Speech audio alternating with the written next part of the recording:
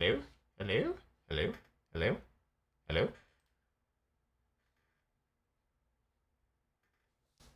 Is this working? Oh man, did I mess it up? No. Perfect flowers. Hello everybody. Bonsoir. Je m'appelle les œufs de la chienne rouge. How are y'all doing? How's everybody doing? Hello.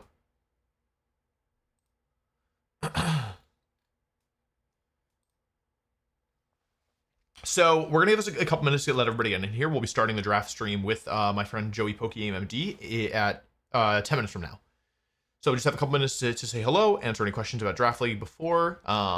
And yeah, I think that's pretty much it. How's everybody doing? You guys excited for season 2? We're bringing it back. You are the dog? Question mark. I don't know. I have no idea how to answer that. Joey's streaming on Twitch. Yeah, it's pretty terrible what happened to his channel. Hopefully he gets it back soon. I missed day 1 anyway. I can watch it. Day 1? You mean season 1? Yeah, you can still watch. The video's still like up though. Like you could watch the first one. Season 2, baby. How many people this time around? We're sticking with 8. Yeah, I thought about doing more, but I think 8 is the right amount. Otherwise, yeah.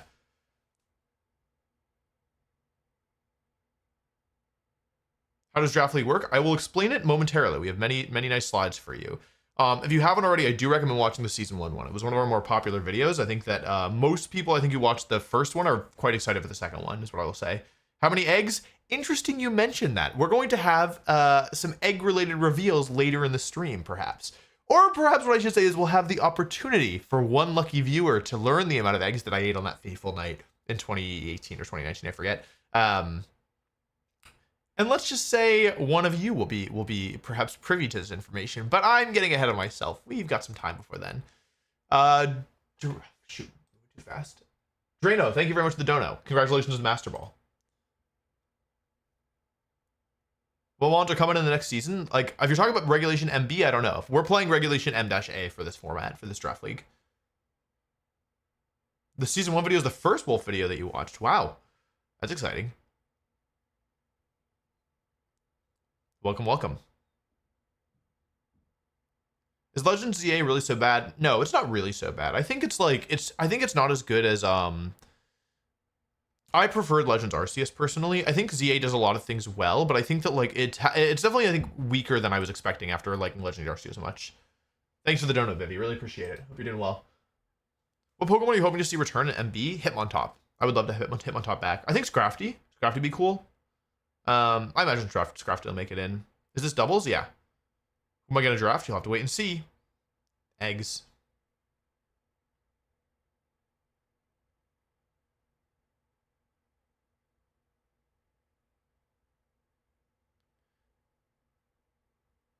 Thank you for the dono, Livia. Yeah, Livia, thank you very much. How do you feel about the nerf to certain Pokemon? You're going to have to be a little bit more specific. Favorite gen? I like all of 3, 4, and 5. Probably 3 or 5, though, if I had to pick one. Or if I had to pick 2, I guess. Is it draft in Champions or Scarlet and Violet? It'll be in Champions. We're playing Regulation M-A. And if when M-B adds items in, we're not using them. We're still playing M-A.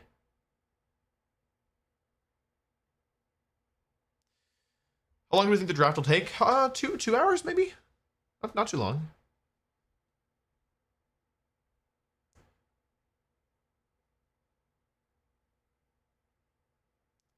Please win Worlds with Scoville, and it'd be so funny. Dog, if I can win Worlds with any Pokemon, I would do it. It's the most difficult accomplishment you can do in this game. It's not something you can do casually or because it's funny. I'll do my best. I always do my best, but yeah, no, it's not the kind of thing. It's not a casual thing at all.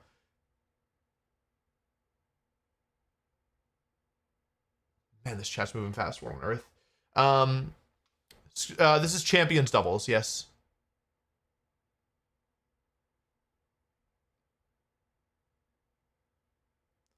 IceQ must return an M-B for the Q crew. I didn't realize IceQ had shooters like that. Thanks very much for the donos, everybody. It's moving too fast, so I actually can't. I cannot read them fast enough. Let me scroll. Papacito, thank you very much for the kind words. When do we start? We're starting in 7 minutes. 7 minutes. Joey and I are hopping on. We'll still talk about it. What do you mean shame about indie regionals? What do you mean? What do you mean shame?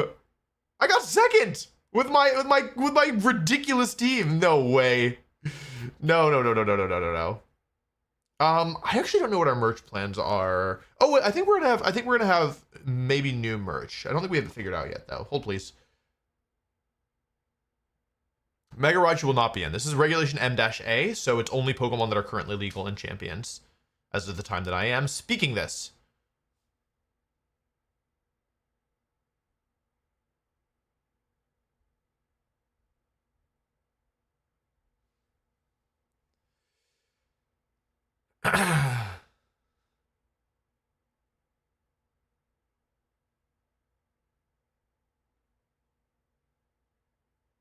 My god.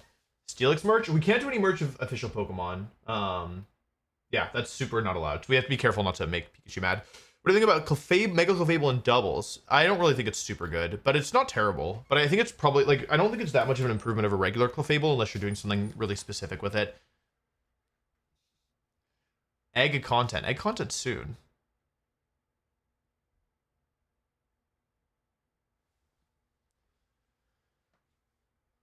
Yeah, draft begins in 5 minutes. 5 minutes until the draft. I need your hair routine. I just use Head and Shoulders. That's it. And then I comb it, I slick it straight back after I shower and let it air dry. It's very basic. But I think the real thing is that I learned over time what worked for me. Like, and I knew that I wasn't gonna, like, I tried different products. Like, I tried using pomade before, but I just, like, didn't, I don't know. Like, I wanted to find something that didn't require me to use products. Sorry about your breakup, Mokta. Hope you're doing well. Why are people acting like, oh my god, no. I guess it's a testament.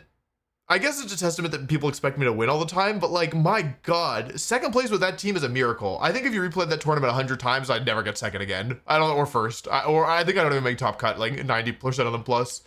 I had to lock in like you wouldn't believe. My god. Yeah, like no, like the like no. Like no, I'm not even doing it. I'm not even doing it. Are you dropping a video for Indie Regional? Yeah, I'm supposed to finish the first part of it today for the script, but it'll take a little bit for sure. Yeah, it'll take a little bit. These videos take a long time to make.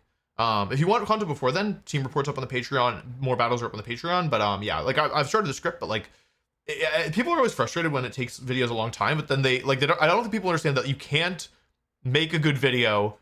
You can't make a good long video and like have people not like be breaking their back over it, and have it be really fast. You can only pick two, right? You can either like treat people poorly in terms of like working on it, like make a lower quality video, or have it be or have it be sooner. And we choose the first two. Oh god, too many things. Are the Mega Sensors different Pokemon? You will see. But yes, the answer is yes. Mega Meganium is sand. You need more speed probably. Out in New York City last night, said something about champions to my girl. A group of 10 next to us jumped in. A full Pokemon convo broke out. Spent 30 minutes breaking down the Mega Steelix run. Crazy how being a nerd is cool now. That's awesome. That's sick. That's unthinkable compared to how it used to be. That's sick. Do you think Paradox Mons will be in Reg MB? No, I don't expect that personally. Thank you for all the donuts, everybody. I will say if you're gonna donate, I'd recommend subbing to the Patreon instead. I like feel pretty strongly that the Patreon like gives significantly more value. I appreciate all the donuts. I'm not saying, like, of course it's very, very generous. I don't want to seem unappreciative, but I feel bad because I'm like, okay, like if you're gonna give me money, you can do it and get a ton of like hours and hours and hours and hours of content in return, including content specifically targeted to get you better at competitive Pokemon. But regardless, thank you very much. You can't play in this draft league, but the draft board will be made public. So yeah, the draft board will be made public, and so you'll be able to, if you want to host your own draft league using our point totals, you will be able to do that. Okay, 2 more minutes and then we're gonna start this thing. I'm like loosely follow. I'm not really. I'm not really up to date in the Brixton minifig saga. Like my friends have kind of told me a little bit about it, but I haven't had time to really get into it myself.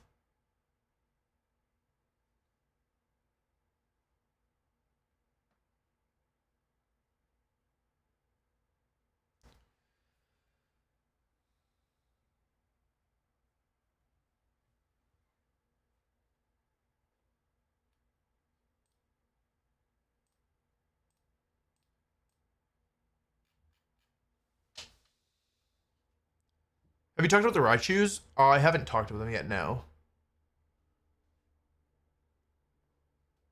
Hit the gritty? No. Okay, we have one more minute. One more minute. And then we're starting the draft stream. Lots of the ZA Megas aren't in yet. Like Scrafty's not in, Dragargle's not in. Yeah, lots of them aren't in.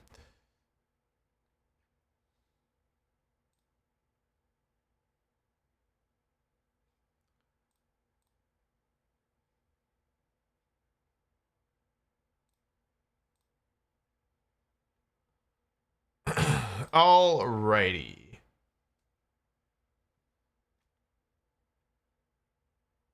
When did you get added to Fortnite?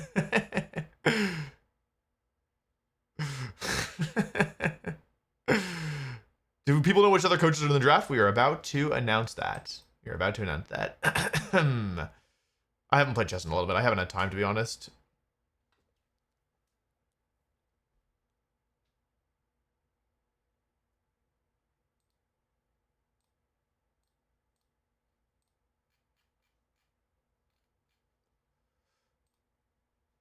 Okay, let me message Joey.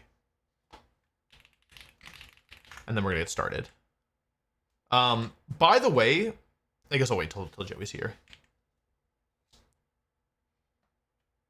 My contacts and take off my glasses. No more glasses. Wake me up a little. Hello. Hello. How you doing? I'm good. I'm good. I'm taking off my glasses. Only one of us can have glasses. True. We'd be 8 eyes otherwise. Yeah, we would. 5. That's too many. Too many. For my chat, is the audio levels okay? I appreciate you, brother. It was great to see you as well. Me? Well, it was great to see you too, but I'm talking to Pedons. Me? Who, me? Yeah, you too. Obviously, it was nice to see you. Dude, back at you. Sorry we didn't get to chat more. It was so hectic. Wolf waved at me while he was doing his interview. Just know. I did on day one, right? I saw. When you went on actually, stream, I had to call Joey's name because I was after stream day one, I was like looking around. I saw Joey in the crowd. I was like Joey, but he didn't see me, so I had to like get his attention. Joey's a little quiet. I waved back at you. Yeah, but yeah, it took me a little to get your attention. I just saw you went on stream. I was there. I'm turning you up because they say you're too quiet. You were fighting one of my longtime friends that I've known for 10 plus years. Oh, I didn't realize. That was my first time meeting them too. Oh, that's sick. Yeah, they were good. Yeah, the Gumi was using a Spathra. Yeah. Spathra. What demon? Is this draft or is like pre-drafting thing that you guys did last year? The draft, yeah, it's already drafted. This is you guys get to watch the draft. This is the draft reveal, draft breakdown. Yes. Is Joey still too quiet, guys? Am I too quiet? I can make my, wait, hold up. Is this okay? Oh, now you're way too loud. I think you're way too loud. Do you like the Pokemon ASMR? I do like this. Okay, never mind. I'm playing back. This is not for you. Alrighty. So I think with that, we're probably ready to get started. If that works for you, Joey. Yeah. I'm ready. Right now, we're just looking at the U. Yeah. Crossing your hands. Yeah. The logo. I will say one thing for all the people who are here now, which is that if you stick around till the end of the stream, or if you come back at the end of the stream, we'll have a big announcement, a surprise announcement new for season 2 that I'm quite excited about, but we can't reveal it yet. So just stay posted for that and don't let me forget. But yeah, Joey, with that, I think ready to get started.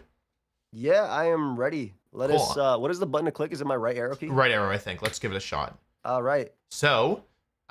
First thing we got to talk about is our teams. Joey, we have 7 returning coaches and 1 new team. Yes, 1 new team, but it comes with 3 players, and that is play more. Wait, hold on. No, first thing we got to talk about is Wolf. It says egg. That's toast. right. We have a new team. We're unveiling the new team. The DC Parish have been retired, and now I am the coach of the East Coast Egg Eaters. This will be relevant in a little bit. Why is this? The part of the reveal later will be relevant to the East Coast Egg Eaters, but we'll get back to that later. Right? I don't want to get ahead of myself. But yeah, one of the most exciting things about the season is we have Team Playmore, which is coached by, I thought it was 2. Is it? Are there 3 of them now? Well, technically it's 2 players, but also Tyler is part of it because he does the editing and stuff, and they just added him to the Wolf Draft League chat, so I assume he's part of it. So we have a team that has, our first team that has at least 2 coaches, which is PM7 and General Tar Heel. Will be a 2-headed Hydra here, coaching Team Playmore. So we'll have to see how if that works in their favor, if they end up tripping over each other's feet. It's actually going to be very exciting because usually John, aka Playmore, well, aka part of Playmore, just or PM7 just commentates, but he's actually going to be there as part of the coaching during the battles too. Yes. So I'm very excited to see John's return to draft, or at least John jumping into doubles draft. Yeah. I think it's going to be really, really cool. And you guys know everybody else. We got some cool people in this one as well. Yeah, we got a lot of a strong roster here. We also have Mountay, who has unrevealed his immunity idols logo. We'll have to see which 3 Pokemon are his idols this season. That boy's under NDA right now, guys. That's right. He said, "Hey man, it spoils the draft. Can you give us a question mark version?" He was like, "Yeah." All right, next slide. What is draft? What is draft? So, Go ahead, Joey. Take us away. Easy, guys. Very, very easy. Coaches take turns drafting Pokemon in a snake style format. And then, once I draft the Pokemon, if I start and I draft Palafin, nobody else can draft Palafin. The next person drafts. Pokemon are also usually have point values as well. And you just keep going until, in this case, you have 10 Pokemon, right? Yes, 10 Pokemon. And actually, if we have our next slide, I think it will tell us. Yeah, coaches have a budget of 100 points to draft 10 Pokemon. After the draft, coaches will play a round robin, and they must only use the Pokemon that they drafted in their matches. You can change the sets. So if you want to have Solar Beam Mega Charizard 1 week, and then you want to have Hurricane Mega Charizard the next week, that's totally fine. You're trying to basically counter team your opponent every week. But yeah, you can only use the Pokemon that you've drafted, and you only have 100 points for 10 Pokemon. And as you can see, some of these Pokemon are pretty expensive. Mega Charizard Y, if you want that one, you can have it, but it costs 20 of your 100 points, 20% of your budget for 10% of your roster.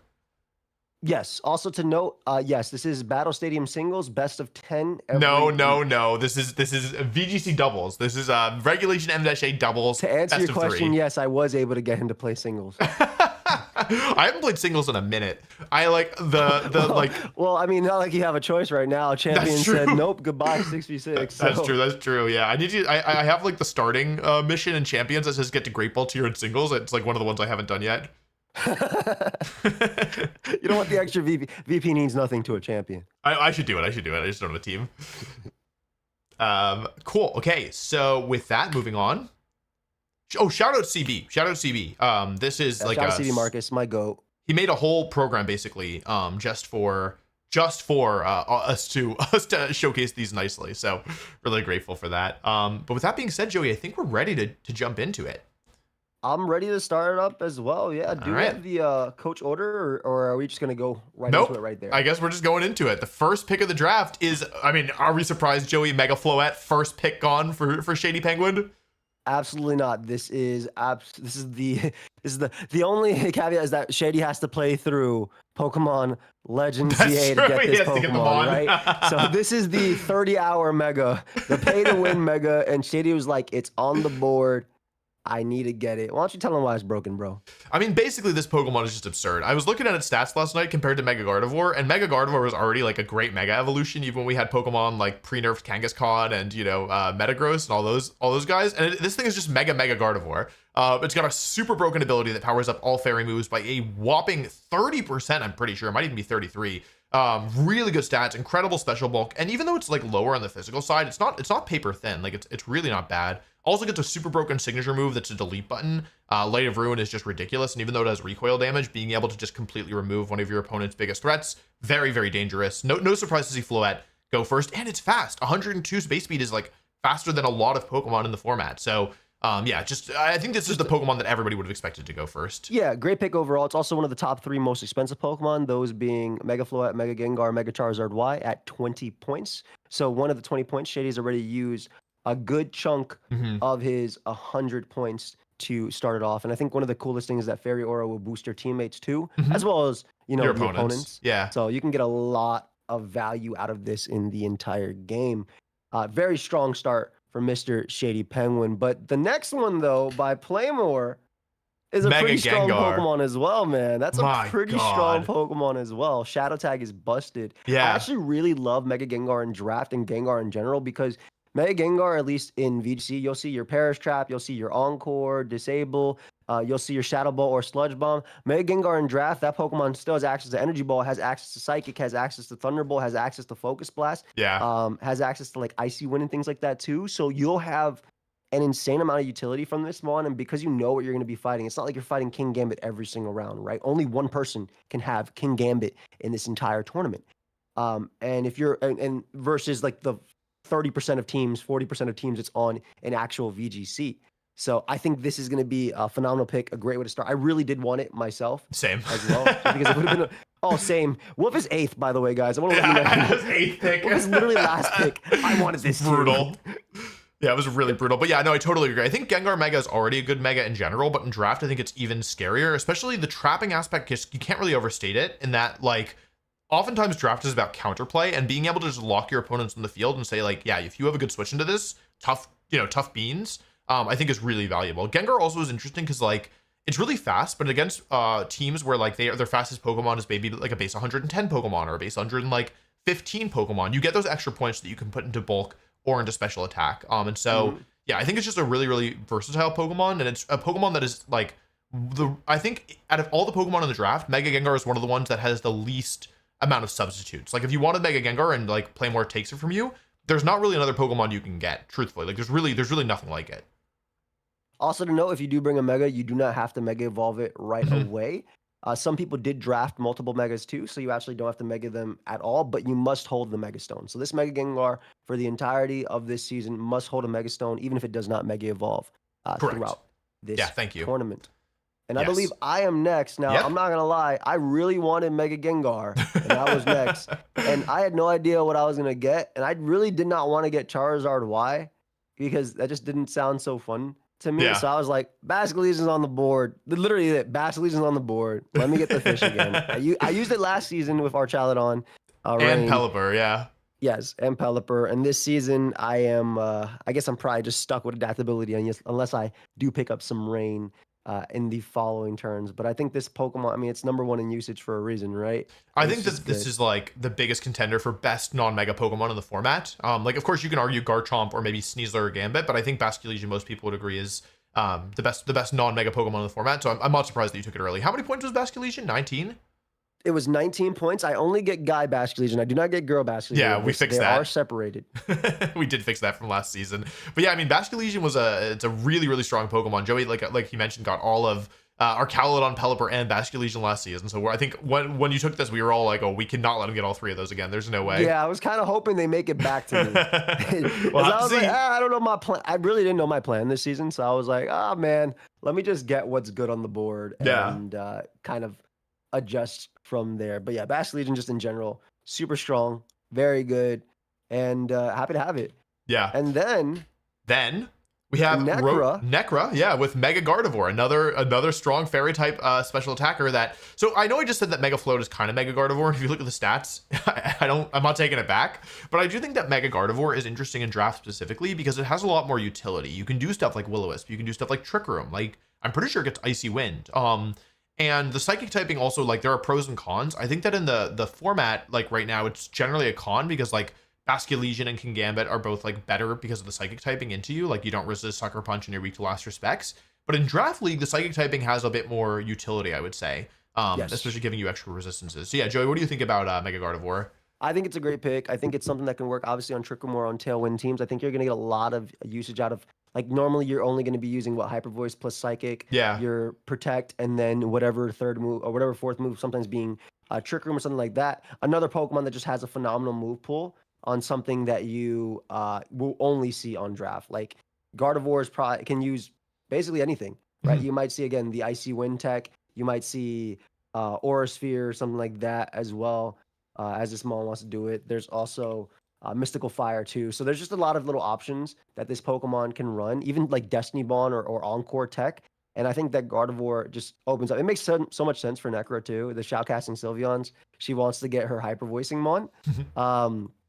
And I like that she got that. And like just you'll see so many support options. Like I said, Healing Wish as well is something you could do. Like obviously Mega Evolving your Mega to throw it away and heal somebody else might sound weird, but it can work. Who knows in a pinch. And Yeah. even awesome support moves like Heal Pulse too. Like generally you're going to be attacking with this Pokemon, right? 9 times out of 10 you're going to be attacking if you're not using Protect or Trick Room.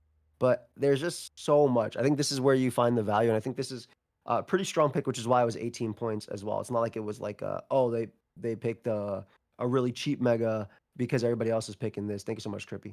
Yeah. Yeah, totally. I think that like it's worth noting that because Gardevoir is only 18 points compared to Floette's 20, that opens up some options later. Like a 2-point difference doesn't sound that big, but as someone who's played draft, every point matters a lot and like can often make or break your final roster. So I think Gardevoir is really good for a Pokemon that is like Floette equivalent and is 2 points cheaper. Absolutely agree. With that, we're halfway through the first round, but it's time for our 5th team, which is Aaron, Cybertron, Zhang, and the Melbourne Rotoms. Taking our second non-mega, Aaron for his first pick is taking Archaludon. Archaludon being 19 points, so one below the maximum of 20. Joey, what do you think about Archaludon here? I think it's hilarious that Aaron terrorized the champions ladder with Archaludon plus Sableye. You literally only saw that for a week and a half, and he's like, "Yeah, I'm bringing this back. I'm bringing this back in draft." I think Archaludon is even more broken in draft because in VGC you're like tailoring it to Spadef to be able to eat hits, but on this you can specifically know what targets you're trying to hit. So I think Aaron's gonna get so much value out of this Pokemon. Obviously, you have your 3 great abilities too. Your Stamina, your Sturdy, and your Stalwart.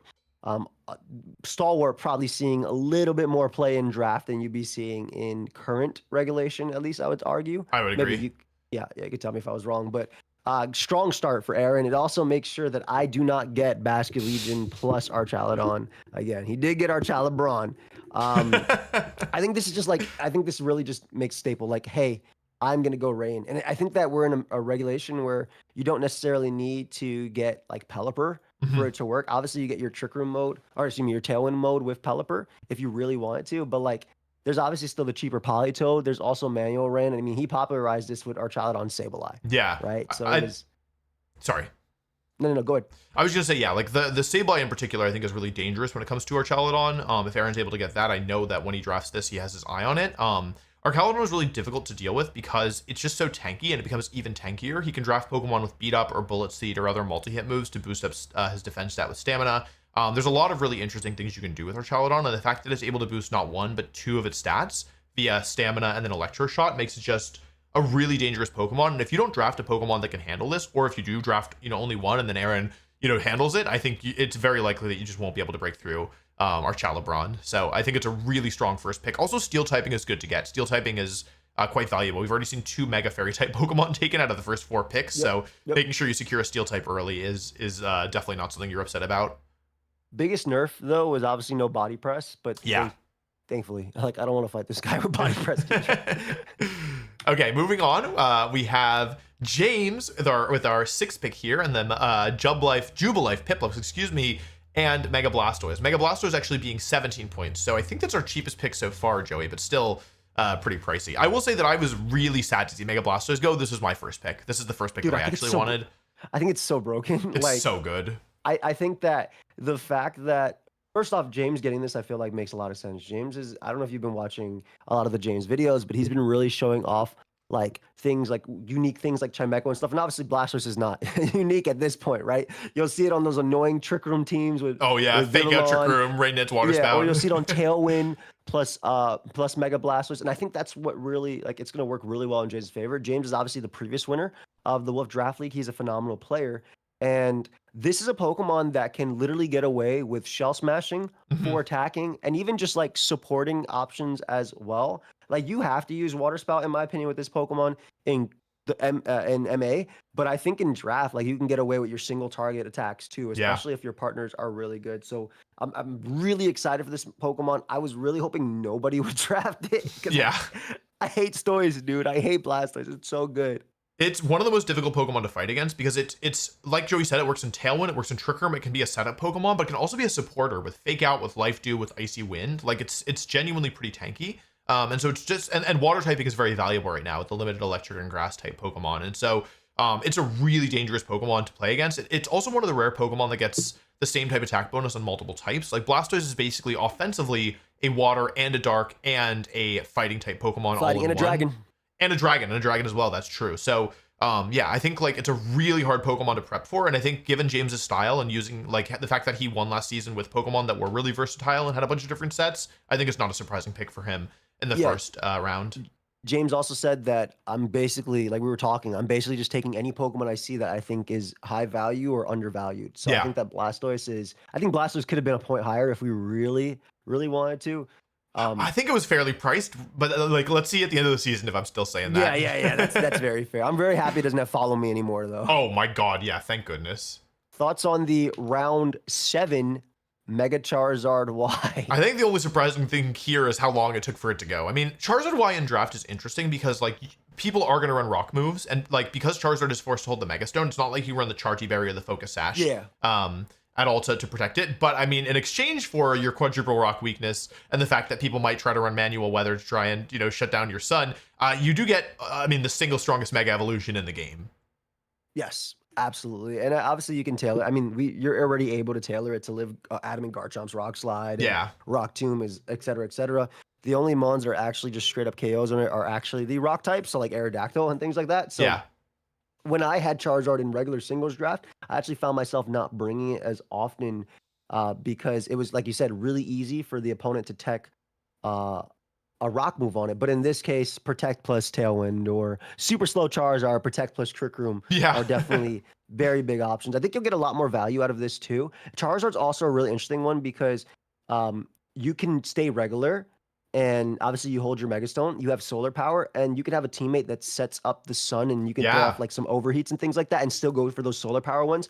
And I'm only saying this because a lot of people did draft multiple Megas. So if Mount drafts another Mega and wants to do something like that, you can still get value out of that before you end up Mega Evolving. I remember getting smoked by that during testing for Indy. So that was nice. That's pretty sick. Yeah, I think that with Charizard, one of the things we have to keep in mind is that like while it does tend to run a pretty standardized moveset in like the regular format, like almost all of them are running Protect, Heat Wave, Weather Ball, Solar Beam, and it does have more options than just that. It has its flying moves. I actually played against round one of Indy where it was Hurricane Weather Ball, Heat Wave Charizard, and it was paired with Rain Dance Sableye.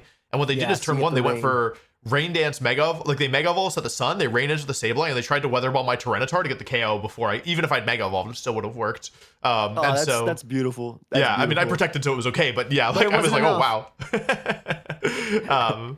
But yeah, it's a more versatile Pokemon than I think it gets credit for because it's not versatile in the regular format, like in the regulation M-A, but draft is totally different. So hey, I've used Dragon Dance Zard Y in singles, man. Oh my God, that's scary. It could happen. That could happen, yeah. Also, Mount drafted Torkoal last season, so I think he's kind of just our resident sun guy. Literally. He had a pretty nasty team, though. But speaking of nasty teams, the final pick it's your boy. Of the round goes to the Eggs. The East Coast Egg Eaters first pick are selecting Mega Frostlass. So this is an interesting one because I had my eyes on Mega Floette, Mega Gengar, Mega Blastoise, and I was maybe thinking about Mega Zard, maybe, and they were all taken. And so I was like, okay. Typically being on the one of the ends in draft league is a positive, but for the first pick, I did kind of feel like it hurt me here. And so I was thinking about it, and I was like, okay, last season, I drafted a team of Pokemon where I kind of what James is doing this season, where I felt like every Pokemon had good value. But this time I wanted my first pick to be a Pokemon that I felt like was something that gave me something that I couldn't get later, like was kind of irreplaceable, was kind of unique. And after thinking it through, I decided that Frostlass, really fast, really strong, spread attacker with Blizzard and a weather setter. I thought that this was a Pokemon that like I wasn't gonna be able to find substitutes for later. Yeah, I mean, at 19 points, you're gonna get so much value out of it. You obviously still have Will-O-Wisp and Thunderbolt, things that you don't see. I mean, Will-O-Wisp you might see, but obviously the Aurora Veil plus substitute are really cool too. Yeah. This is another option of like being able to tailor this, right? Because Frostlass having Snow Warning give you that 1.5 defense boost. You could literally run max HP, max defense, and take on a Pokemon like King Gambit or even a boosted Bastion Legion's Last Respect if needed. with this Pokemon. You'll still have a ton of speed, and obviously, I know everybody knows you're a great mind when it comes to Pokemon. So I feel like this is a Pokemon that gives you a lot of value, kind of like Gengar, but slower. Yeah. And obviously no Perish Trap, but I like this as well. I think strong spread moves are really important, and I think it's a lot easier to get this Pokemon spread move off than, let's say, a Charizard in front of a Rock move. Yeah, the lack of quadruple weaknesses is definitely nice, and also you don't have to worry so much about like your surprise tech moves. Like they still can get you, but yeah, I think Frostlass is like it is naturally tankier, especially in the snow. So yep. I think it's one of the more expensive ones too. At 19. Yeah, 19 points. Yeah, it's only 1 point below Gengar and Floette. So hopefully that was a good investment. But with that, let's do our round 1 recap. Let's see what everybody took here. So yeah, Joey, what I mean, first round is tough, but is there any picks that stand out to you in the first round in terms of like your favorite, or you think especially like who won round 1? Blastoise is probably like my favorite pick out of this round. Yeah. It's obviously the cheapest. It's at 17 points. Everything else was either 19, 20, or 18 when it comes to Gardevoir. I think Blastoise was an incredible pick, and I'm happy you don't have it either. Yeah. Because I would not want to fight you with it, if I'm being real. Yeah, I think the other two that stand out to me are Gengar and Floette. I think everybody's picks are strong here, but I think Gengar, especially in draft, is super scary, and I think like Floette is just like it's a mon that really has no peers. Its damage output is ridiculous. Yeah, absolutely disgusting from there. I do love both of the ghost types, though. I will say not mine, but the two ghost types that are more versatile. Yeah, because like you can do a lot. Ask is versatile. Yeah, but I can't run girl or guy. I can only run that's Switzerland versus that. I mean, there's still a lot of options, obviously. And I'm not putting down my Basculin. Yeah. That's the GOAT. But I think that your two are extremely versatile. I think your EV spreads can be extremely funky this season. And I think that's going to be a lot of fun, especially because the biggest thing about Gengar and Frostlass is the speed increase it gets. Mm-hmm. So being able to kind of manipulate it in a way like, oh, I can be slower with my Frostlass than, let's say, Zard Y in the beginning, and then be faster when I Mega Evolve. I'm sure there's some speed tiers there that definitely work out. So I can always get up the Sun the Hail, for instance, or Snow. Yeah. So I really like that. I think those are the fun ones for me. 100%. One thing that I wanted to add was, just like one clarification. So different genders, different Megas and the base forms are all different Pokemon. So even though Charizard Y is gone, somebody could take Charizard X, somebody could take base Charizard. Those are all different Pokemon. Correct. In our draft. So Basculegion female still on the board, base Gengar is on the board, base Float is on the board. All those Pokemon are still on the board. Not necessarily relevant with that many of these picks, except for maybe Basculegion female, but could come up later. And Blastoise as well. It's another one. I think base Blastoise is still really good. Yep, I think it's a really good support Pokemon that can actually do a lot. Yeah. So this is a snake draft, which means even though I was the 8th pick last round, I am the first pick this round. And for this pick, I went with Cringe Gambit. King Gambit, a Pokemon that is probably Frostlass's #1 natural op. Yeah. And so by drafting it myself, I make sure that nobody else can take it. But yeah, Defiant and Supreme Overlord are both good abilities. Supreme Overlord is nice if they don't have any stat lowering moves. Defiant, obviously, always super good. It has nice synergy with Frostlass in the sense that it is a fighting, it's quadruple weak to fighting, and Frostlass is very weak to fighting. Frostlass is immune to fighting. Frostlass is weak to rock moves, and dark and ghost moves, all of which King Gambit resists. So pretty good natural synergy there. King Gambit is just a really scary Pokemon. I typically don't love Pokemon with quadruple weaknesses, but I figure King Gambit is strong enough that it's worth justifying it. Yeah, it's a Pokemon that I haven't really used very much, so I'm excited to use it here. Yeah, you have Veil as well to help cover that 4 times weakness, which I think is really good, and Will-O-Wisp support. Like you said, it's the biggest thing that can take on Frostlass because it would be resisting the ice and the ghost typing, not just one or the other. Yeah. Whereas a lot of steel types can't actually say, hey, I resist ice, but I also resist ghost. So I think this is a really smart pick on your part. I think you get a strong priority for it. And it also gives you nice, like, opposite sides of the speed tiers. So you get really fast, and you also have a mon that if you get Tailwind can still be faster than basically everything, but also thrives under Trick Room if the opponent wants to bring it. Yeah, I think this is just a really, really good pick, and I think you used your points smartly here. Like 17 points for King Gambit. Yeah, not bad at all. Yeah, honestly, like really, really good value. But speaking of good value, finding this Pokemon coming to the 10th pick, Sneasler for 19. Dude, how does Mount get it? This is crazy. This is a crazy start. Zard Y and Sneasler. I mean, Joey, tell us a little bit about Sneasler. Yeah, this is one of the most annoying Pokemon of all time. Obviously, Sneasler is a phenomenal fake out Pokemon. Usually it's running the White Herb with Close Combat, Dire Claw, Fake Out Protect, or you can have your Rock Tomb, Rock Slide, whatever, Gunk Shot if you want to tech. If you really want to OHKO Pokemon like Floette and Sylveon.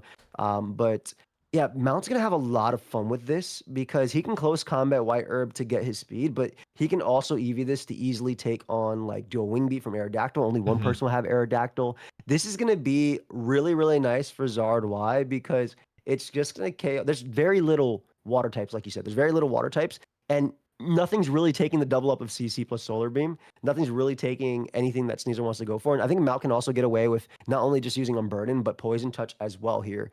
Because you're not always going to fight and intimidate Mon like Incineroar, and you don't always need the speed boost into this. I think Sneasel is going to have a lot of value, has a good speed tier. Currently, speed ties, obviously, with like a few of the Mons that were drafted Yeah. as well. And Zard is going to help protect it too. And it just, dude, like I see King Gambit taken right into Sneasel. I'm like, yeah, this is just regulation MA.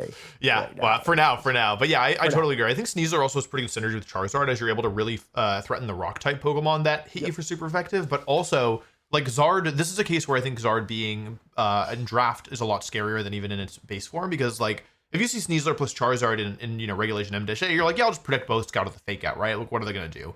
But here he could go for like Fake Out and Tailwind, and all of a sudden you have to deal with Charizard Y. Maybe it's bulky inside Tailwind, right? And so, or like coaching Dragon exactly Dance, Megazord, or just for the defense boost, right? Yeah. So, yeah, it's not a combo that I like. I didn't really think about somebody getting both Charizard and Sneasler, and I'm not happy that it happened. Yes. There will be something after the stream, by the way, for those that want to see the entirety. We have a really cool surprise for you guys. Yep, so we got something coming up, so stick around. It's going to be a really good time. You just got to wait 2 hours. Yeah, this is a little longer. Moving on. Speaking of, remember I was talking about like the James was looking for value picks? Oh yeah. And like Pokemon that looked like they were undervalued. So Serena's 8 points. James decided to pick up an 8-point Mon next. And this is actually really scary for me because there's a lot of lower tier Pokemon I was looking at. I'm sure all of us were looking at that we want to start getting. And then James kind of said, well, I'm going first. You know, James opened the door first. Yeah. And this is where things just get crazy because it's like the rest of the picks don't have to be top tier picks now. People are going to start picking their cheaper Pokemon to see if they could do a lot. And Serena, obviously, very good synergy with Blastoise. First off, it deals with other water types for Blastoise, which is nice. Like Milotic, for instance, can be a lot of trouble for Blastoise, so Serena just power whips that. Or it's new and improved Trop Kick. Got to worry about competitive, but it is stronger now. But the big one is you are blocking priority. I don't care about King Gambit. I don't care about Fake Out. I can Fake Out next to Serena, or maybe I predict my opponent to predict Fake Out, and I go for Shell Smash next to Serena, and then I U-turn and do things like that. Like I think this is a phenomenal pick as well. Scarf Serena can deal with Aerodactyl if that gets picked and knock it out with Triple Axle, while giving you some options too. What do you think about this pick, bro? I mean, I think it's criminal that it was only 8 points. I think that was probably an oversight. Like Serena already is just a good grass type on its own, and the fact that it has such a good ability is exceptional. But it's especially dangerous with Blastoise because you can do something like set Tailwind up, get your Blastoise inside Tailwind, and then switch in Serena. Like if you like, there's no way around that. Not like unless you have your own speed control that you can activate immediately. Like you will be taking full powered water spouts, and God forbid you get these two on the field together with full HP Blastoise because there are Pokemon that can live water spouts, but they're unlikely to live a water spout plus an attack from Serena. And so I think it's like not only a great value pick for James, but just like a great synergistic pick for his team. I think this is I think out of the first 2 picks, we'll have to see how the rest of people like go, how the rest of the teams go. But I think like this has got to be in contention for some of the best combo out of any of them. And that's even ignoring the fact that it's so much cheaper than like pretty much what anybody else is going to spend. Yeah. This is, remember, you have a limited amount of points to draft. There's a budget, and James has managed to get a phenomenal pick together on 1 and 2, both cheaper than literally every other pick. Cheaper than every other pick. And he's saving a lot of points. But, you know, you talked about this being the best pair so far. Can I interest you in Archalabron Sinistcha? I forgot about this. My God. I mean, my God. Like, okay, as if you thought getting rid of Archaludon on its own was not hard enough. Dealing it with multiple forms of recovery, and access to redirection, and access to Trick Room, and access to Burns is just, my God. I mean, Aaron is just, dude. It's disgusting. It's disgusting. And Sinistcha 18 points, it is, I think, appropriately priced for how good it is. But like seeing it next to Archaludon makes me feel like maybe it should have been 20. Like honestly, this thing is just so broken. I agree completely. I will say, you guys didn't get to see the video because my channel got taken down. But Aaron did say this season he's gonna be the villain. He said it in that video. So you can see from his draft right now. I do want to also note that like the champion's not having baby Pokemon, so you can't get the little value Poltegeist, my goat. Poltegeist, right? Yeah, Poltegeist. Sorry. Poltegeist. Yeah. Sorry, I'm mixing them two up. No, but you can't have the little value guy to do it. But like Sinistcha is obviously insane. I think also you don't get to see it a lot in VGC itself, but like it has base 121 special attack, right? That's a lot higher than I realized. My God. Yeah, you don't have to use it to tank. With a Kasib Berry, a Last Respect from Bastion Legion, because only one person is going to have Bastion Legion, right? So like you can definitely run around with a more special attack invested one, taking advantage of your strong Shadow Ball, which doesn't always run, right? Your typical set is what? Your Machagacha, your Rage Powder, your Life Dew, Protect, or Trick Room is one of the moves there, right? You're typically not seeing Shadow Ball too often. So here you can actually take advantage of that. It also has little cool moves like Scald too. Basically, this is going to heal our Chaladon just by coming in, but it can do a lot more than that. I think that's going to be really, really nasty for this season. I think Aaron typically drafts the most disgusting combos 1 and 2, though, I will say. Yeah. I've seen him draft like Ursula Crest and things like that. I think Spectrator after. Like there's this guy, he's a good drafter, and he's like, oh, this is expensive. I'm gonna take it. And you gotta also watch out. I want to say that Sinistcha can be the carry. Like you can run Calm Mind Sinistcha. It's a set that has or Nasty Plot. It gets Nasty Plot too. Oh my God, yeah. And with the if you start boosting a special attack, giving us like high natural bulk, and then you have Machagacha for both damage and healing and potential burns, it's a really dangerous Pokemon. So we got to watch out for this for sure. Nasty pick, and he really did establish the dominance. I think like this is like I'm getting some version of Rain, and it's gonna be nasty for you. Yeah, like good luck basically. He's like planted his flag. Moving on, we have Necra. Necra, who's taken Aegislash. So here's what I want to say about this pick is that Fairy Dragon Steel is known to be a good core, and Mega Gardevoir and Aegislash was a core that saw use, I think, back in like 2014, 2015. Yes, it did. The synergy is just really, really good. Gardevoir being they do both share weaknesses to ghost types, and so it's not exactly perfect yet. Though we'll have to see what her next pick is. But yeah, like having a strong Pokemon like Aegislash, a super strong tanky Pokemon that can switch in, that can work inside Trick Room, that doesn't need to be inside Trick Room, that has priority, that has support in Wide Guard, and that is resisting the steel moves and immune to the poison moves that Mega Gardevoir is weak to. I think it's a really, really, really strong pick. And Aegislash is super flexible. It can be a physical attacker, it can be a special attacker. It can even be a supporter or play and it can play it slow as well. I think it's a really with Wide Guard with I actually won a regional with sub-toxic Aegislash. I don't think it's toxic anymore. Yeah, and Joey, how many points was Aegislash? Looks like it was 16. 16 points, right? Yeah. So it wasn't that cheap, but it definitely wasn't that like pricey as well. I think it's a fair point for Aegislash. Aegislash is obviously one of the things next to Gardevoir. It obviously is immune to poison. So it's really nice because Gardevoir is scared of Sneasler, and this helps deal with Sneasler. It's also just a nice natural check in general.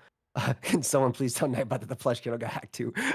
It also is just being able to take, basically, I think it's the best switch-in to Gardevoir, at least one of the steel types is the best switch-in, right? Like we see our Chaladon that is taking neutral, which means it's taking like half from that, but we have one of the best switch-ins to Fairy right here. It's really good into Floette, and plus your Gardevoir is going to be boosted by Floette's ability too. So I think this is just synergy-wise beautiful. As you mentioned, there are some weaknesses, but we'll see as Necra has 8 more Pokemon that can definitely cover the current ghost weakness going on, and I just love the priority, and I love that both of them wreak havoc under Trick Room too, which Gardevoir can set up. I also want to say that I think that out of all the steel types in the draft, Aegislash might be the one that's the most threatening to Gardevoir, because it switches in, it doesn't take any damage, and then it can Wide Guard. So she's drafted Aegislash and removed Gardevoir's probably its biggest counter, right? Like the other steel types you can run coverage moves for. Aegislash is kind of unique.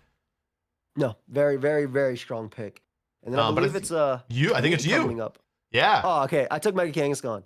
Yeah, tell us about Kang.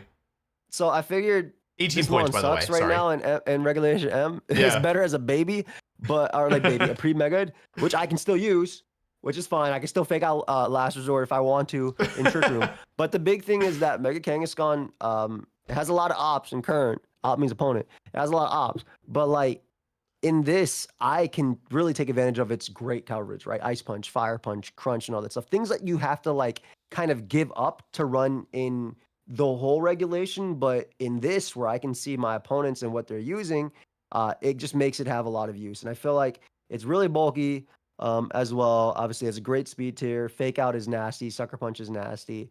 And I'm excited to see what I do with it. I think that, like I said, it's just a Pokemon. It feels really good in draft. Way better in draft than I think it feels in anything else. And I'm basically not, forced to run fake out, sucker punch, body slam, protect, or drain punch, body slam, or whatever like that, right? I can run based on the team sheets, what's good into my opponent. I feel like the Kangaskhan is going to give him a lot of value like that. I think it's going to surprise some people as well with its bulk and overall play. I think the Kangaskhan is one of the most flexible and one of the most versatile Mega Evolutions. Like, its stats are just so well-rounded that you can play it super bulky, you can play it fast, you can play it offensive, you can play it as a supporter using good supporting moves like Icy Wind and Helping Hand, for example. It's just overall a really difficult Pokemon to prep for, which I think really feeds into your style, right? Where, like, you can really customize it for your matchup and make it, like, the perfect threat no matter who you're fighting against. It's going to be a lot of fun. It has 3 great abilities as well. True. Right? True in his base form, yeah. Or 2. 3 or 2 in base. Cool. I remember. I just remember the Inner Focus and the Scrappy being the good ones. It's early bird is okay. Maybe if you fight the surprise. Maybe if I rest. Maybe if you rest. Rest yeah. for 1 turn. Yeah. I rest for 1 turn. I think you can rest for 0 maybe, but yeah, regardless. Oh wait, not with rest. 0. Not with rest. Sorry. I forgot. 0 is crazy. Just rest. I'm woken up. This is Gen 1. That would be good. That'd be good. That'd be crazy. But moving on. I like Kangaskhan. I think I get a lot of value out of it, and it just fake out. I think having fake out in draft is very important too. Speaking of fake out and draft, Joey, my God, Mega Gengar Incineroar. They're not playing like it's their first season, is what I'll say. They're not playing like this is their introduction to the WDL, because what is this? Incineroar and Mega Gengar together. Incineroar wasn't even that expensive, right? It was 18 points. So 18 points is pretty cheap for Incin. I think Incin has usually been the second most pricey column, and this one it's the third most. Do you think they're going to click fake out Perish Song first turn and then protect next turn and then switch out Parting Shot? Yep. There's no Sinistra though. There's no Sinistra for this team. Yeah, so, but like I mean, they have 8 more picks, and there's some other Pokemon they can get. There's still Como plus Palito plus Tinkaton and whatever else. Speaking of Perish Trap, I'm actually surprised you didn't try and bring it to the first. Yeah, the thing is that like everybody expected it from me, so it made me not want to do it. You know what I mean? Like I was like, everyone's like, you're gonna use Mega Gengar, and I was like, well, if that's what you think, I'm not doing it. You know? But imagine the title. I did what everyone expected. Yeah, boring. Like I don't know. Everyone's running Perish now. It's not like I don't know. It's. Well, I'll do it again at some point. But yeah, I didn't want to. For India, I would do something cooler. I just like Perish Trap. But what I do like is Intimidate next to a bulky Gengar. And I also think that, like, so even, let's say, the King Gambit matchup, bro, what's stopping me from faking out and launching a Focus Blast? Or you can run Blaze. It's draft league. You're allowed to do that, right? Like, you don't have to run... Intimidate. You can run offensive Incineroar. You can run Charcoal Blaze Incineroar and just try and one-shot King Gambit that way. Actually, I think one thing to also know, guys, this is best of 3 closed team sheet. So you only know what they're gonna bring at the team preview, and you only based on like what you look at, like, oh, these are 6 Pokemon they bring. So draft is you get a lot of value out of teching things in draft and hiding information and doing things that kind of like basically VGC back in the day before they made open team sheet. So I'm very excited to see what this combo does, because like Incineroar has a lot of cool moves too. Like Swords Dance is also a viable option. Oh yeah, and bulk up yeah, as well. Yeah, so you can see a lot. Which one are you gonna Terra Stellar? That reminds me of our game, bro. When I said Joey and I played week 2, and yeah, he said over all his Terra types. I sent over all my Terra types for week 2, just to keep him on his toes. Yeah. And I think with that, we only have 1 pick left in the first round, which is Shady, who hasn't had a pick in 14 Pokemon, but it's time to see what he picks to pair with his Mega Floette. It's going to be, that was the wrong button. It's going to be Corviknight, actually, a pretty cheap Pokemon here, coming in at how many is this? 13 points, bro. 13 points, yeah. Dude, I love this mon. I think this mon's, dude. I think if you don't fight the fire type, this mon's broken. Corviknight getting a steel type early is really valuable. Corviknight also is one of the Pokemon that matches up well into Mega Floette, so Shady just takes it out of contention here. But what I like about Corviknight is that it can be both a setup Pokemon and a supporter. Like, you can run Iron Defense, you can run Bulk Up, making yourself really hard to remove. But you can also run Tailwind and have it just be your Tailwind user. And because it's so bulky and you can run a Resist Berry, it's pretty much impossible to deny Tailwind from Corviknight unless you're using Taunt. Mirror Armor, also a great ability, though it is worth noting he actually has access to a Nerve. So if he's worried about like Rosalie Berry Pokemon, he can use Corviknight with a Nerve. Yeah. I think that's one of the nasty pairings too. I think that like having that Tailwind next to Floette as well is really good.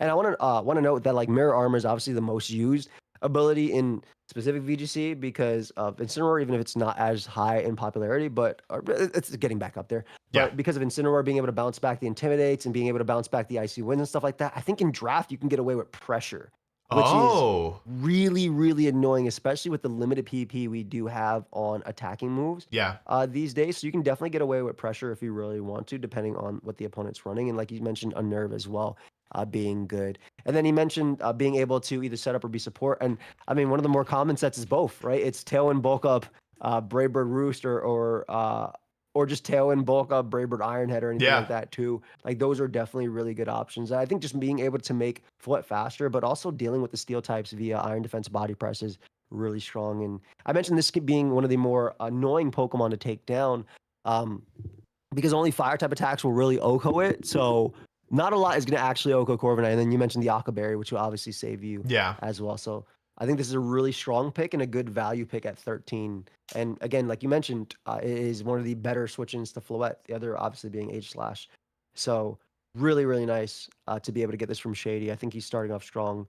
And is there anything else you want to know about Corviknight? Should we do the Yeah. round wrap-up? I think the only things I'll add is number one, having a ground immunity is nice. Number two, I think it benefits a lot by the fact that there aren't many good electric type Pokemon in this draft, or like in this format at all. So like it doesn't have to worry about that, and it's only weak to fire and electric. And then the third thing is that Shady's also working on a Fairy Dragon Steel core, just like Rosemary, taking a Fairy and then a Steel type. So we'll have to see if his next pick is a Dragon. But yeah, let's do the round recap. Let's see what everybody took. Joey, any standout picks for this round? Yeah, I mean, I really like the Aegislash from Necro. I think it works really well, similarly to obviously Shady's Corviknight. Sneasler making it to the second round of picks is kind of wild to me, but I get not wanting to start your team with it. Like a lot of people basically started with their Mega in the beginning and then went for their support mon from there. So I guess making it to the end, like technically Mount was the second pick in this. So making it to the end feels like maybe it was a little bit easier for him to wait. I really like Sinistra for Aaron, obviously with our Chaladon. But I think my favorite value pick here is Serena. Yeah. I really like what it does. Yeah, I think that people are already locking in really powerful duos. I think the Serena Blastoise and the Incineroar Gengar stand out to me, but honestly, everybody's doing a good job. Like Sneasler plus Charizard Y and Sinistra plus our Chaladon, and just like everybody's duos are strong here. So I think it's nice that like, okay, it's not nice in the sense that like we have two Pokemon in and I'm already scared of everybody's teams, but it is nice that everyone has clearly put thought into this and everybody is like really being intentional with the Pokemon that they are drafting. So with that, Joey, you want to start round three? I also want to note that I like the fact that it looks like Kangaskhan and Incineroar are long friends are being reunited. Like tap it up. Like I really like that the way they're facing each other. That's like, really good. They're like, hey, I haven't seen you since Gen 7. That's really good. It's like we back, baby. But round three, we talked about Shady getting this Fairy, Steel, and now Dragon Core of Mega Garchomp. Now, one thing to note about Mega Garchomp, guys, we gotta talk about remember, regular Garchomp is still on the board, but Mega Garchomp, Shady does not have to Mega Evolve his Garchomp. It just has to hold the Mega Stone. So this is just essentially a cheaper Garchomp locked into an item.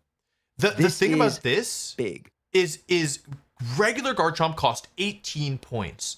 Mega Garchomp costs 14. So if Shady wants to run Garchomp without an item, he can basically get 4 points back and just like have regular Garchomp. He gets Garchomp at a discount of 4 points if he doesn't hold the item. And Mega Garchomp is not that bad. I mean, it is often considered it's often considered worse than regular Garchomp because it is slower. But in Draft League, that's not always the biggest deal. And in fact, if Shady drafts a Trick Room Pokemon, that can actually work in his favor. And so I think Mega Garchomp I actually fought one at Indianapolis and barely beat it. It completely rolled me game one. Against Atrix. Yeah. They were super strong. But yeah, no, I think Mega Garchomp, the fact that you get both base Garchomp and Mega Garchomp as an option, the fact that you're not forced to Mega Evolve it, I think just basically means that it's a really scary Pokemon. And I think Shady did a great job of identifying that it was probably, in draft specifically, it was probably undervalued relative to its strength. Absolutely agree. Mega Garchomp was actually something I was thinking about running at Indy too. I just didn't have enough practice with it, so I locked in Scovillain. Yeah. This mon is so strong. It's capable of taking the Dragon Claw from Garchomp and then killing it back with its Dragon Claw, which is one of the big things about it. Obviously, having it next to Corviknight, so you have EQ next to Tailwind with the immunity is beautiful. And I think it's just the overall bulk is what matters the most on this. Like if you're going to get so much value out of HP on this Pokemon, it's going to be very, very difficult to take this Pokemon down. I think only ice moves will OHKO for the most part. Like it's not like we have a Life Orb or anything. Also, I want to note on that regard, even though this draft league is going to go into regulation MB, is that what it's called? Yeah, M-B. Yeah, M-B.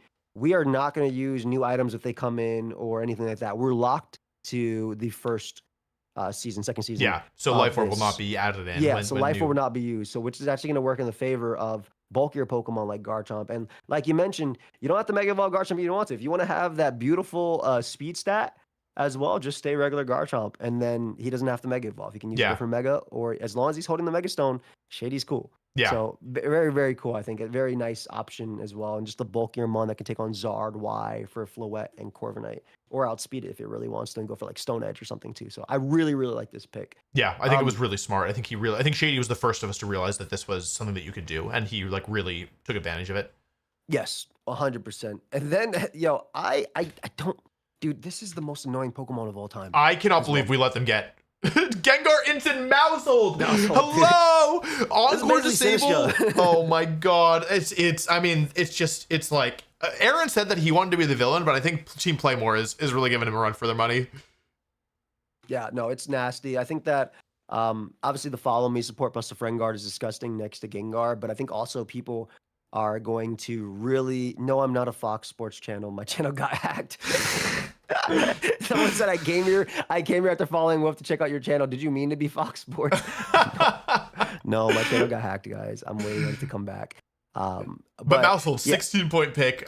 Really good supporter with Friend Guard. You can also do you can do Technician Population Bomb. The wide lens isn't in the game, so it's a bit risky. But yeah, hey, gravity, I think, bro. Yeah. It also gets a number of useless supporting moves. Okay, imagine they lead Gengar plus Maushold, and you're like, yeah, follow me, Perish Song. And then they go Helping Hand plus Shadow Ball, or Sludge Ball, or Super Fang, and it's faster than Gengar, and Sludge Bomb. Like, prepping for this team is a total nightmare. I am really not looking forward to it. No, I think it's going to be a pain because there's so many different modes they can do. And then Mouse obviously has some really, really good things like Encore, and then also fun little stuff like Tidy Up next to Fake Out if you really want to do something like that. It's basically, which is essentially Dragon Dance. I think this is a really, really nice pick for the team. It also gets rid of screens too, so watch out, Mr. Aurora over there. Oh man, I didn't even know that. I forgot Tidy Up was a move. I think it's substitute. I'm pretty sure. I don't think it's screens. I think it might be both. It might be both. But I really like Maushold. I think you can really tuck it out, and has a lot of cool stuff. Like those stats might not look like the greatest, but a Chopper Berry, it's only one weakness, is pretty easy for it. You have the Intimidate next to it. I think it just makes it so that there is so much more to prep for, right? Am I prepping for Perish Trap? Am I prepping for an offensive Maushold? Again, you mentioned no wide lens, absolutely is a big thing, but hey, play more might risk it, man. First VGC draft league for John. I mean, listen, 90% is 90%. You just hit it 10 times in a row often. I mean, hey, somebody's done it before. Maybe it'll be them. Yeah, let's see what happens. I've done it myself in a couple streams. It's been fun. That's pretty good. I think you're up next, right? Okay, Joey. I think this is a very strong pick. Sylveon. How many points was Sylveon? Sylveon was only 15 points. That has to be too cheap. That is a big steal for the best fairy type non-mega Pokemon in the game. Thank you very much. I appreciate that. I love Sylveon very much. Basically, I'm also trying to go for value that works out as well. I kind of have this thought, and I guess I'll talk about it a little bit later. But I think Sylveon's amazing. I brought it to Indy. I love Sylveon. Obviously, the strong Hyper Voice is really good, taking advantage of Mega Floette's abilities as well. Quick Attack being really cool to pick up some things. Then Moonblast for the soundproof Como, Hyper Beam. You guys know what Sylveon ends up doing. Not to mention Yawn. Yawn's pretty scary. Yeah, Yawn Protect is also really nice because it is an evolution. Homie can get away with that. I do think that, again, much like I've been talking about draft a lot, but Sylveon has so much value out of it. There's only going to be one Sneasler. Right? There's only one Sneasler. Everybody does fight everybody. So, it's really difficult to knock this guy out if you really want to. And they also, they gave back Sylveon its Mystical Fire in this game, too. It does Psyshock and Psychic as well. So it has some really, really cool options. I might even be able to get away with some copycat stuff or some fake tier stuff or anything like that, or Psy-Up, or Psych-Up, whatever, however you want to say it. So I feel like this is just a really fun value mon, and seeing it at 15, I definitely think it should have been 16. Yeah. Seeing it at 15, just I had to get it, man. It's also worth noting that you have 3 forms of priority already with Aqua Jet, Sucker Punch, and Quick Attack. And I think priority is really valuable in Draft League until you fight this arena. And Baby Doll Eyes. Yeah, Baby Doll Eyes is pretty good. So, yeah, really good pick here in my opinion. I like that you entertain my stupidity. No, I think Baby Doll Eyes is real. Honestly. I mean, yeah, if you have a setup, we'll have to see the rest of your draft. But I think priority -1 is certainly not bad. Oh, cool. Dude, we were talking about Necro, right? Well, with the Fairy Steel. And now Dragon Core that also happens to resist Ghost. This is a beautiful pick for Necro, man. I need to check something. Joey, will you vamp a little bit really quickly? Hydreigon was 14 points. A mere 14 points. It was 14 points. Hydreigon was 14 points. It gives her a ground immunity, has a great speed tier, gives a ghost resist for the team, as well as a dark resist for Aegislash, which is really nice. Threatens with strong Dragos, threatens with dark pulses, and this is just has a beautiful coverage as well, right? Like you'll see Hydreigon might sometimes run Scarf, it might run Snarls or anything like that too, which will allow a Gardevoir to be able to eat those hits. You can EV Gardevoir to actually be slower than Hydreigon. That way Hydreigon can get off the Snarl first before it's Scarf or anything as well. I need to tell you something, Joey, and I just had to double check this. Aegislash and Hydreigon together resist every single type in the game. And some of them they resist twice. Resist or are immune to. There is not a single type in the game that with these two Pokemon you don't have at least one resistance to. Normal, Aegislash immune. Fire, Hydreigon resist. Water, Hydreigon resist. Electric, Grass, Hydreigon resist. Ice, Aegislash resist. Fighting, Aegislash immune. Poison, Aegislash immune. It's crazy. These Pokemon have how many immunities? 4 immunities between 2 Pokemon is unheard of. And they literally, every single type in the game, Rosemary has a resist to with these two or an immunity to. It's completely ridiculous. This is like the Generation 6 duo. Yeah, just like an incredibly good defensive core. She can literally resist every type of the game with these two.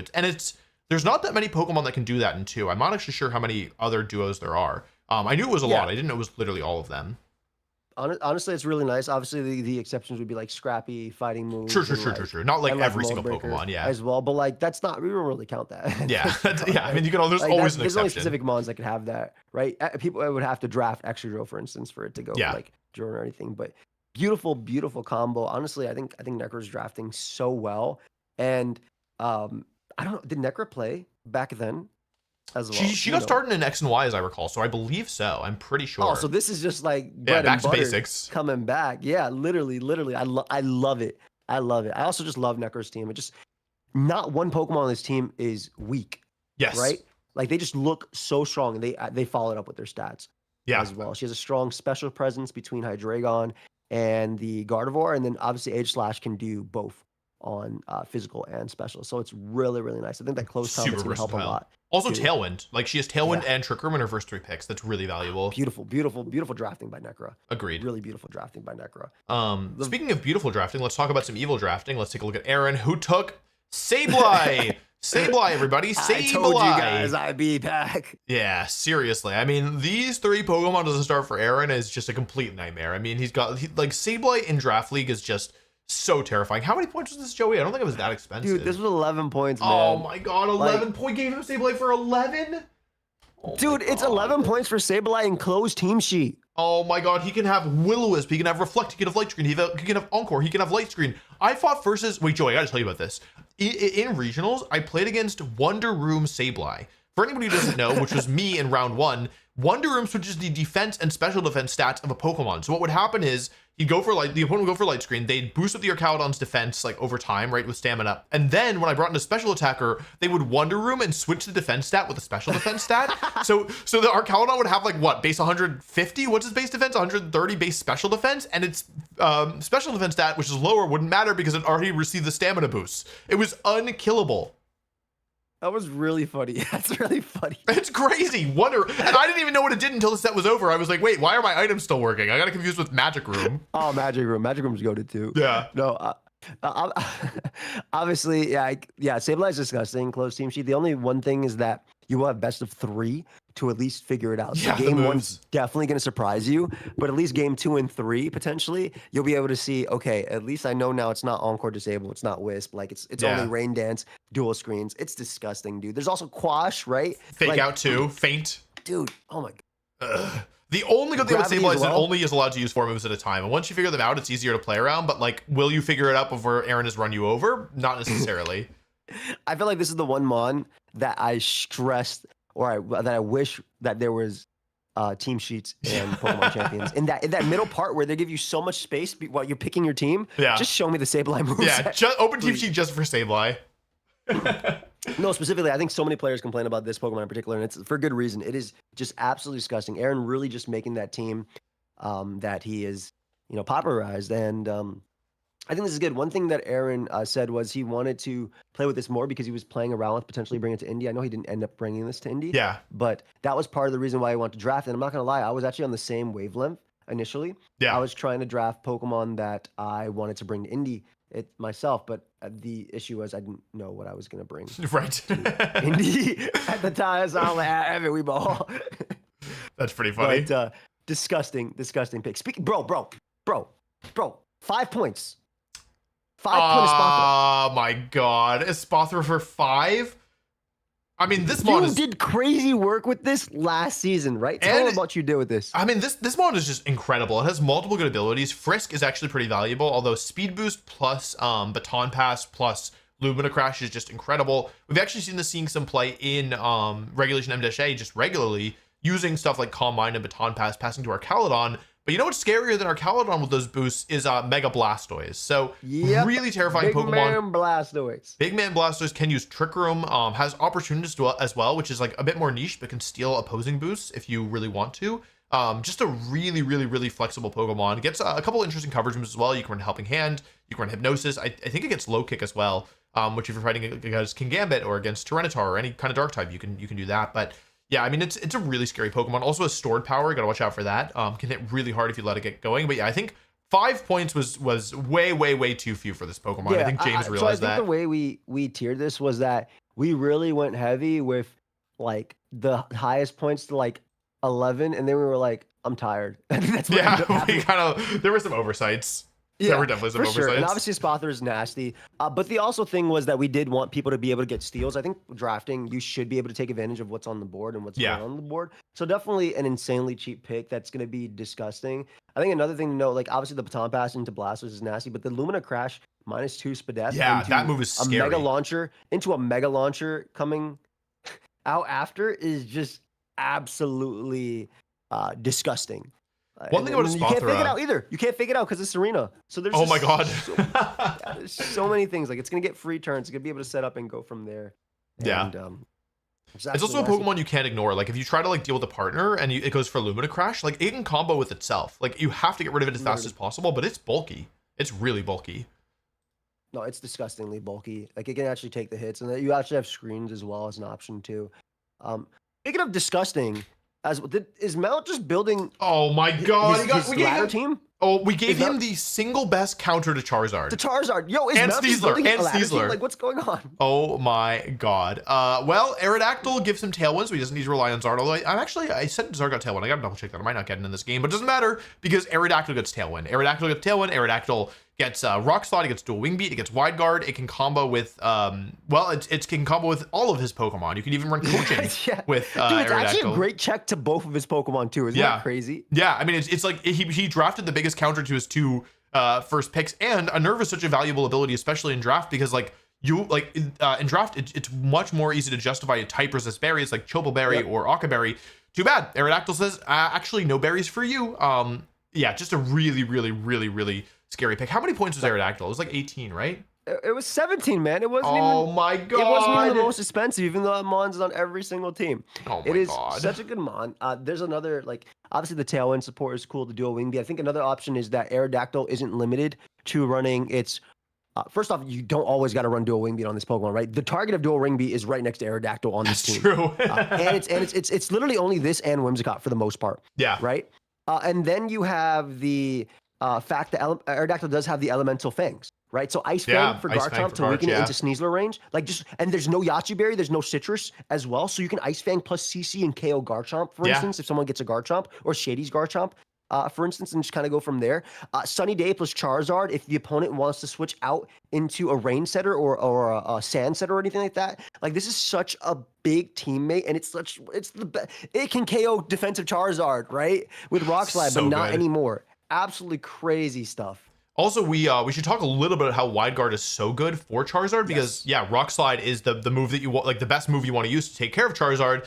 Wide Guard prevents that, right? Wide Guard says actually no, actually none of those moves are going to work. So really good pick from Mount. What a nasty team! What a nasty team by Mount so far, and it continues to get nastier. But speaking of nasty, you draft regular last season, and this season you put a hat on. So what do we talk about? Hisuian Arcanine. So Hisuian Arcanine, I think I knew that I wanted Intimidate, and I knew it was going to be hard to get later in the draft, especially for a reasonable point total. As I recall, Hisuian Arcanine was 15, I want to say. Yeah, 15 points for Hisuian Arcanine. So I like Hisuian Arcanine a lot. I think that it's a really strong Pokemon in Draft League because it has 2 really good abilities. You can run Intimidate, obviously, but Rock Head plus Flare Blitz and Head Smash is also very, very, very strong. Head Smash is just a broken move when it hits. Another form of priority here with Arcanine with Extreme Speed. You can use it as more of a support with like Will-O-Wisp and like Snarl, but because it has all these terrible weaknesses, Rock and Fire is just really bad typing. Yeah, because there's all these weaknesses, it's often going to be more of an offensive Pokemon. But yeah, does overlap in terms of fighting and ground weaknesses with King Gambit, but I wanted a good offensive Intimidate user. I felt like that was important to get, and I feel pretty good about Arcanine. Yeah, I think it's really nice too. I think the Intimidate also making your Frostlass just be a lot harder to take down is really big. Like Intimidate plus Aurora Veil is nasty. Yeah. Scarf Rock Slide as well. Like something that can threaten this being like Aerodactyl next to Charizard, for instance, but you could protect plus Rock Slide. If they have Scorching Sands as well, you'll get your Rock Slide off first if they're thinking they can get off a Tailwind, plus something like that. In this case, so I think it's a really strong mon for you, and I like that you can use Rockhead in this. I think that Rockhead's going to help you. I think it's more going to help you for Flare Blitz. I feel like you're not that much of a Head Smash gamer. Yeah, it hits so hard. That's not disrespect, right? But you're very... I hate missing. I hate missing. You hate missing. You are a super math guy, like super numbers and like odds. So you're not usually going to put yourself in a position where you have to do this unless you need to. Yeah. Right? So it might be an option on your moveset, but I'm sure you're going to be clicking Rock Slide as well with it. So I really, really, really like Arc. And I think you can get away with other options that Arcanine doesn't always run in this, right? So I think you can get away with Extreme Speed, your close combat as well, which is going to help out Frostlass into like a Tyranitar or anything like that. And Howl is also really cool. True, yeah. Howl plus Gambit is real. And also another Wispmon. I really do like this pick, and I think it's a lot of great value out of it. And you just being able to get like a rock and a fire type in one, helping out your team. Nice 4 times resist, right? You also have Flash Fire in a pinch. You can do it. Although it's probably not worth it most of the time. Beautiful pick, man. Hey, you can go special with Heat Wave if you want. That's you can true. Get a Stealth Rock if you feel like it. I guess. You know what? You're not wrong. But I think the other big one is like Scarf Rock Tomb for like. Yeah, that's true. For like Frostlass being able to hit, which I think is really nice. Yeah. That's super true. Cool. Okay, well, let's do a little recap of the round here. I think some standout picks to me are, Sableye, Archaludon, Sinistcha. Oh my god. Maushold, Gengar, Incineroar. I think Hydreigon with the H-Slash, just super brutal. Honestly, all these picks are good. Pick. Dude, I think Arrow's like disgusting. I think Espathra being 5 points is that. Espathra 5. Oh, what have we done? You see this round, this is like, okay, what's the biggest value or the most annoying Pokemon or the best synergy we can get for our team? And I feel like that's what we saw a lot of this round, right? Yeah. Aerodactyl's crazy. Like the fact you got Aerodactyl, Charizard, Sneasler is actually you got a real team going on there. You can take this on the ladder and be completely fine. You literally can. Espathra. Espathra's disgusting. I like the value that they got out of Garchomp. I was going to say Garchomp for 14. Like any Garchomp for 14 is crazy. Even without an item. It's so cheap, dude. Yeah. It's so cheap. And I think Sableye being 11 points as well is definitely an oversight too. A little bit of an oversight. I think it's worth noting that we built the draft board pretty early on, like before a lot of like more recent developments. There was nothing happening. Like the season was like partially through. We like it was before Aaron Sableye or Chaladon team we built the board. It was before even that first Grand Challenge where Ariados got first place. So like keep in mind that some of these Pokemon are more egregious in hindsight, I think, compared to the first couple of weeks. I agree completely. I also want to note that at this point in the draft, James has only spent 30 points. So he still has 70 points. And as opposed to Mount, who has spent 56 points. Yeah. So, James is rich.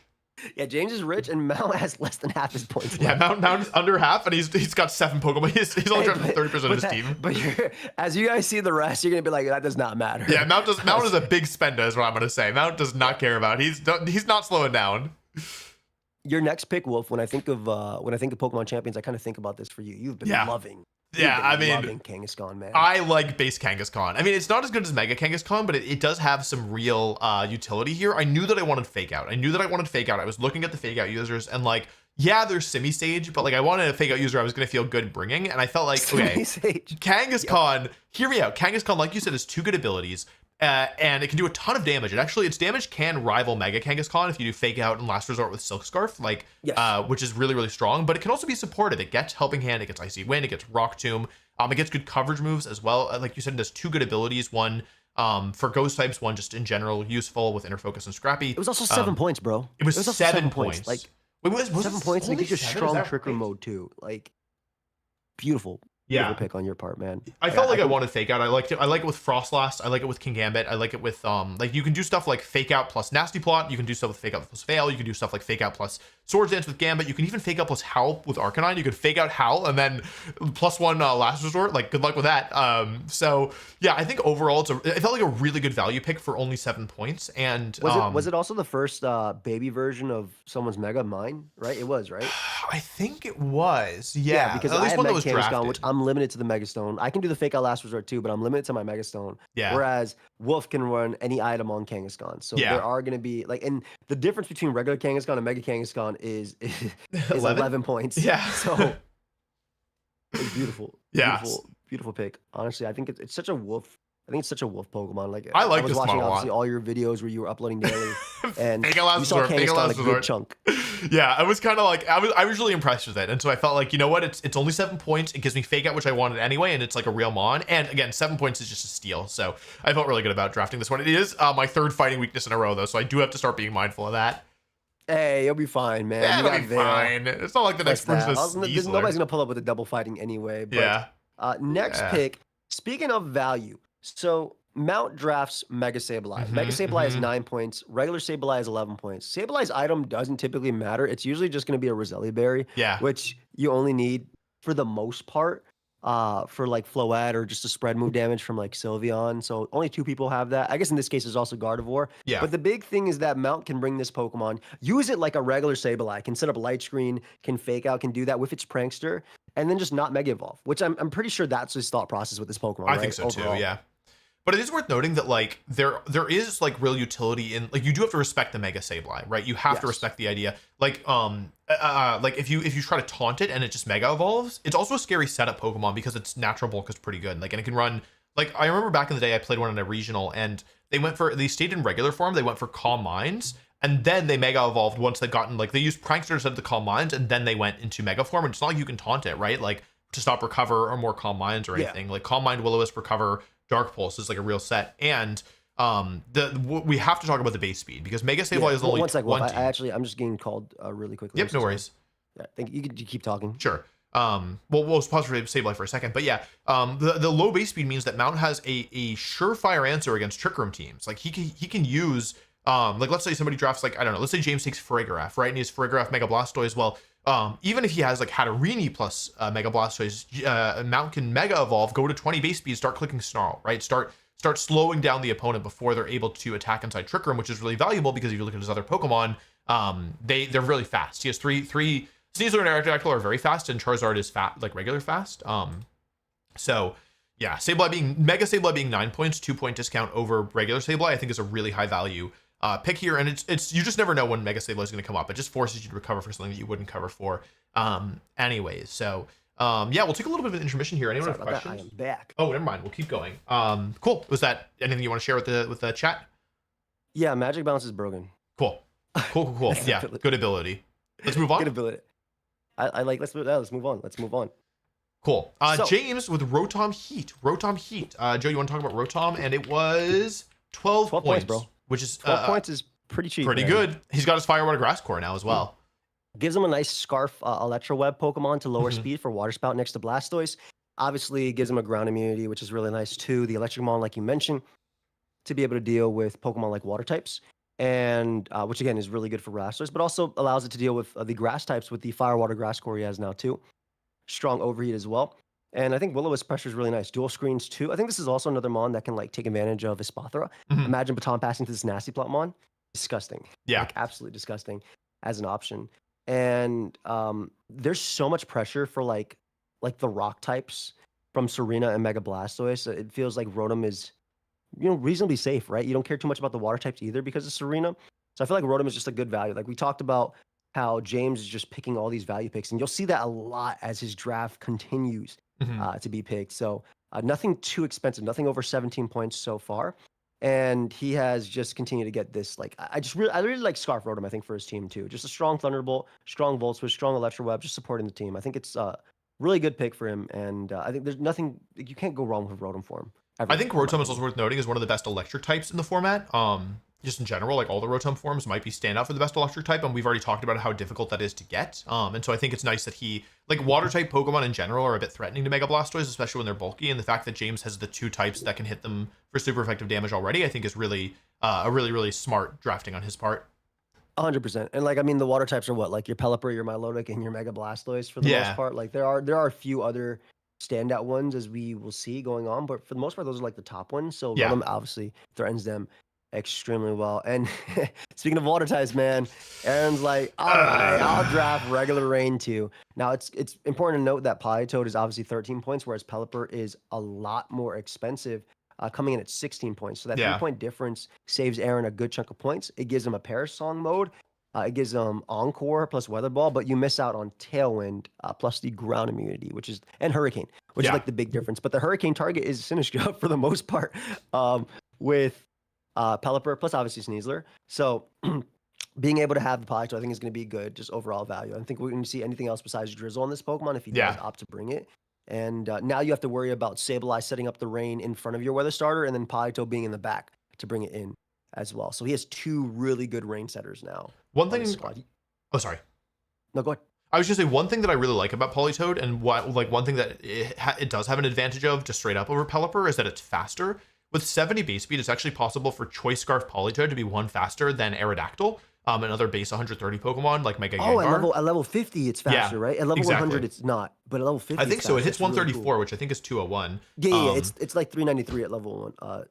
Got it. Yeah, so it's exactly 1 point faster than base Aerodactyl and Mega Gengar, and so that actually means that he's able to, like, he could run Politoed or Caledon, go for Icy Wind and Electro Shot, and just pop the Aerodactyl on turn 1. And do big damage to Gengar as well. So I think that like that's like one advantage that Politoed has. Politoed actually also a lot naturally bulkier, so especially with Sinistcha, can be really dangerous. And another thing that we have to talk about is that Politoed actually, I believe, learned Psych Up. And Psych Up Politoed next to Boosted Arcaludon is not something that I want to fight against, is what I will say. So just another really good Pokemon for his team. This is a fire pick, man. It also has like good coverage in general, like you said. Like all good offensive coverage too, like the Ice Beam, Earth Power, Psychic, Focus Blast. Like it's a really unique mon. Aaron, you think Aaron's gonna run? Is this the guy that also has? But yep, you think Aaron's gonna run a Belly Drum mode on the scouts? He could. He is recovering Sinistcha, and then just Earthquake protect him. That's pretty good. One thing as well is that it's nice that he didn't let Playmore get this, because I think a 13-point Politoed with their team would have been. Oh my god, dude! No, the Super Perish Trap with them would have been over. I think. No, it definitely. I think this felt like a snipe. Yeah. But we're actually seeing water types being picked repeatedly here. I really like this pick by Necra next as well, giving Primarina. So we do see the double special attacking fairies. Yeah. Which I think is still good, fine, right? I think that's still fine. But I think the big thing is that like water is resisted easily. Like you don't have to care about big man Blastoise at all when it comes to Primarina. Primarina is probably like the best stop, at least on dual typing, next to that or Azu that basically exists. Prima is obviously really strong. Also has a Perish Song. So if you're up like 3-2, Perish Song basically seals the game. And just being able to throw off those strong Moon Blasts. There's no Throat Spray in the game currently, which is unfortunate right now for Primarina. But it's still so strong. Like it is such a strong Pokemon. Yeah, I mean, Double Fairy type is definitely interesting, but this is also a Pokemon that's slower than Gardevoir. And so it can be used inside Trick Room. It also is fast enough that it does work inside Tailwind. So I think it's certainly a good Pokemon. I really liked using it last season. I think it was my MVP. You went crazy with this Pokemon last season. I really like this one. You went crazy with this Pokemon. Yeah, I was a little sad to see it go. It's 15 points, which I think is fair for Primarina. Like it's not as expensive as some of the like big hitters, but it's definitely a Pokemon that like it costs a good bit of your budget. 1 more point than Hydreigon. Yeah. She is using a good chunk of her points right now. We have 18-point Gardevoir, 16 Aegislash, 14 Hydreigon, 15 Primarina. But I feel like this is like the standard of when you're in draft and when it's going to start. This is when you start dipping lower after. Yeah. Big pick for her as well. Going to take advantage of that Tailwind. Really nice. And you can also just do some really fun stuff with this Pokemon. Hey, I have a question, and this is just me not knowing. Does Telepathy make you immune to Perish Song? I don't think so, but I'm not 100% sure. Like, Water Absorb Liquid Voice makes you immune to Perish Song, but I don't think... Yes. I think Telepathy does... My guess is that Telepathy does not, because Perish Song is almost like a field effect, rather than... it's damage. Yeah. Okay. Like, it doesn't really target, it more like calls down a meteor on the whole field, is kind of how I think about it. Okay, makes sense. I was just trying to think if I there could was be wrong though. something I could be cool wrong. combo. Like I know liquid voice No, plus you hyper voice, you or sound liquid like voice you're plus right, water and I absorb. think that's what it is too. Yeah. But I just wasn't sure. I wanted to ask you just because you know quite a bit more than me I when should. it I comes to probably these. should know. I mean, you'll find it out if anything, right? Yes, I will. I really like this. Necker is also broken into Generation 7 with her Yeah, team now. she's Coming out new. of VGC 2015. It's like I must go further. Yeah, But I believe my pick is actually next, and that's I right. picked one of my favorite Ooh, Pokemon in draft ever, and that's Crocodile. this is a I strong love pick. Crocodile, dude. Tell us about Grook. Intimidate. Yeah, I have no ground immunities just yet, so it's gonna be tough currently to click Earthquake. But Intimidate next to Pokemon that are bulky, at least by HP or by points. Like all my mons in front at least have either good HP or decent stats overall. So Intimidate makes them to be better. Gives me a mon that doesn't care about Gambit as well, which is really good for Basket Legion. I could threaten it with close combat, threaten it with my ground type attacks if I really want to. And also a nice Scarf or two, I think, with like Rock Slide yeah, and a Rock Tomb as an option too. Maybe I can throw away with some Moxie sweeps. I know James used this last season and put in a lot of work with Crocodile yeah. into me specifically. So I'm excited to see what this mon can do for it. It also gives me an electric immunity, which I was kind of lacking at this point. Really nice synergy with Basket Legion, actually. You resist the ghost and the dark and the electric moves that you're weak to, and Crocodile being weak to fighting and water, those types are resisted by, and bug, those are all resisted by Basket Legion. And so I think it's a nice synergy. It's also, Joey, I don't think we mentioned, it's only 9 points. 9 points for an Intimidate Pokemon. Extremely cheap Crocodile. Yeah. This is one of them we were lazy type of picks. Actually, a lot of my picks as we go forward are pretty cheap, mainly because either snipes or it's just the points we had left. Because a lot of us are starting now to, except for James who's rich, a lot of us are starting to dive into the lower picks as we have used over half our budget. That's true. For the most part, or that's very, true very with only close. 4 picks. Yeah. Yeah, I just think the synergy is really good, especially because we're almost at the halfway point of our teams. So I think having Crocodile just opens up. I think having ground coverage is just really strong in draft specifically. We see Mega Gengar plus Incineroar, like it's really good into them. Yeah. At least in a vacuum. So it's going to be exciting to see what Crook does. I've used it many times in draft. I've won draft leagues with this. It was it's flat cost as well draft, so I think it's nice at 9 points. But yeah, good dude, Pokemon, former world champion. We talked about Politoed being taken the water type. They said, nah, it's okay, man. Regular Blastoise. How much was this? I think it was pretty cheap, right? 9 also points. 9. Man. Hey, dude, fake out, God. flip turn. No follow me, unfortunately, on Blastoise. That mon's the goat with follow me. Yeah. I played in a draft league where Blastoise was 18 points because it had follow me. And I'm going to tell you something. I drafted it and it was worth it. Yeah, I bet. It's a really hard Pokemon to beat. James beat me last season in the finals with physical Blastoise. He just made it all physical and boomed me. It's another Pokemon that I think is really versatile, just like Mega Blastoise. It can still run Shell Smash and Water Spout. Like, it has all those great tools that the base form does. It has Fake Out, it has Icy Wind, it has Life Dew. Muddy Water is a dangerous move. You don't want to let it get going. Just like a really tough Pokemon to remove, especially when you can trap in the grass types with Mega Gengar that try to beat Blastoise and then just completely boom them with Shadow or with Sludge Bomb. Bro, they got Fake Out, Perish Song, Protect, Parting Shot into Fake Out Mon, into Switch, into Follow Me Mon. Like, yeah, this is very annoying. It's brutal. It's completely brutal out here. This is extremely, extremely annoying. I think Blastoise is a great pick. And I'm excited to see if you talked about the physical Shell Smash. I'm excited to see how Shell Smash in general works next to Fake Out plus Follow Me as well. In general, obviously they're losing, like, they don't have their Sinistcha for this build, but I still think there's a lot of value to become. And it's 9 points, right? It's their first cheap Pokemon. Everything else was 16 points or the most expensive. So I think it's a great answer for their team, and it gives them just a nice little flip turn. I like the momentum they get into Gengar on their team a lot. Yeah, with this squad. Yeah, this is a really, really strong pick in my opinion. Which means we just have one more, for the fourth round. Bro. So bro, Shady... Can we talk about value? Can we talk about value again? Yeah, go tell the people, because Shady found a loophole. Mega Meowstic, he 9 got points, Mega by the way. 14 points. Mega Meowstic, guys, is 9 points. Here's the loophole. You can get regular Meowstic without an item, but the big loophole is you get both female and male. We didn't think about this. We separated all the genders, but we didn't separate Meowstic. We didn't separate Meowstic. Yeah, my Basket Legion has to be a guy, no matter what. But this Meowstic can be girl or guy. And that's real. Like competitive base. 9 points. Yeah, 9 points. By the way, male Meowstic is 11. So not only did he get Meowstic male at a discount, he also got Meowstic female, like basically for free. It was a 3-for-1 deal, and he took it. He ran with it. he realized, and regular Meowstic is very strong in this format. Like Prankster Yawn, Prankster Thunderwave, Prankster Screens. Does it get Fake Out? I forget. I think it does. Yep, yeah, it's a cat.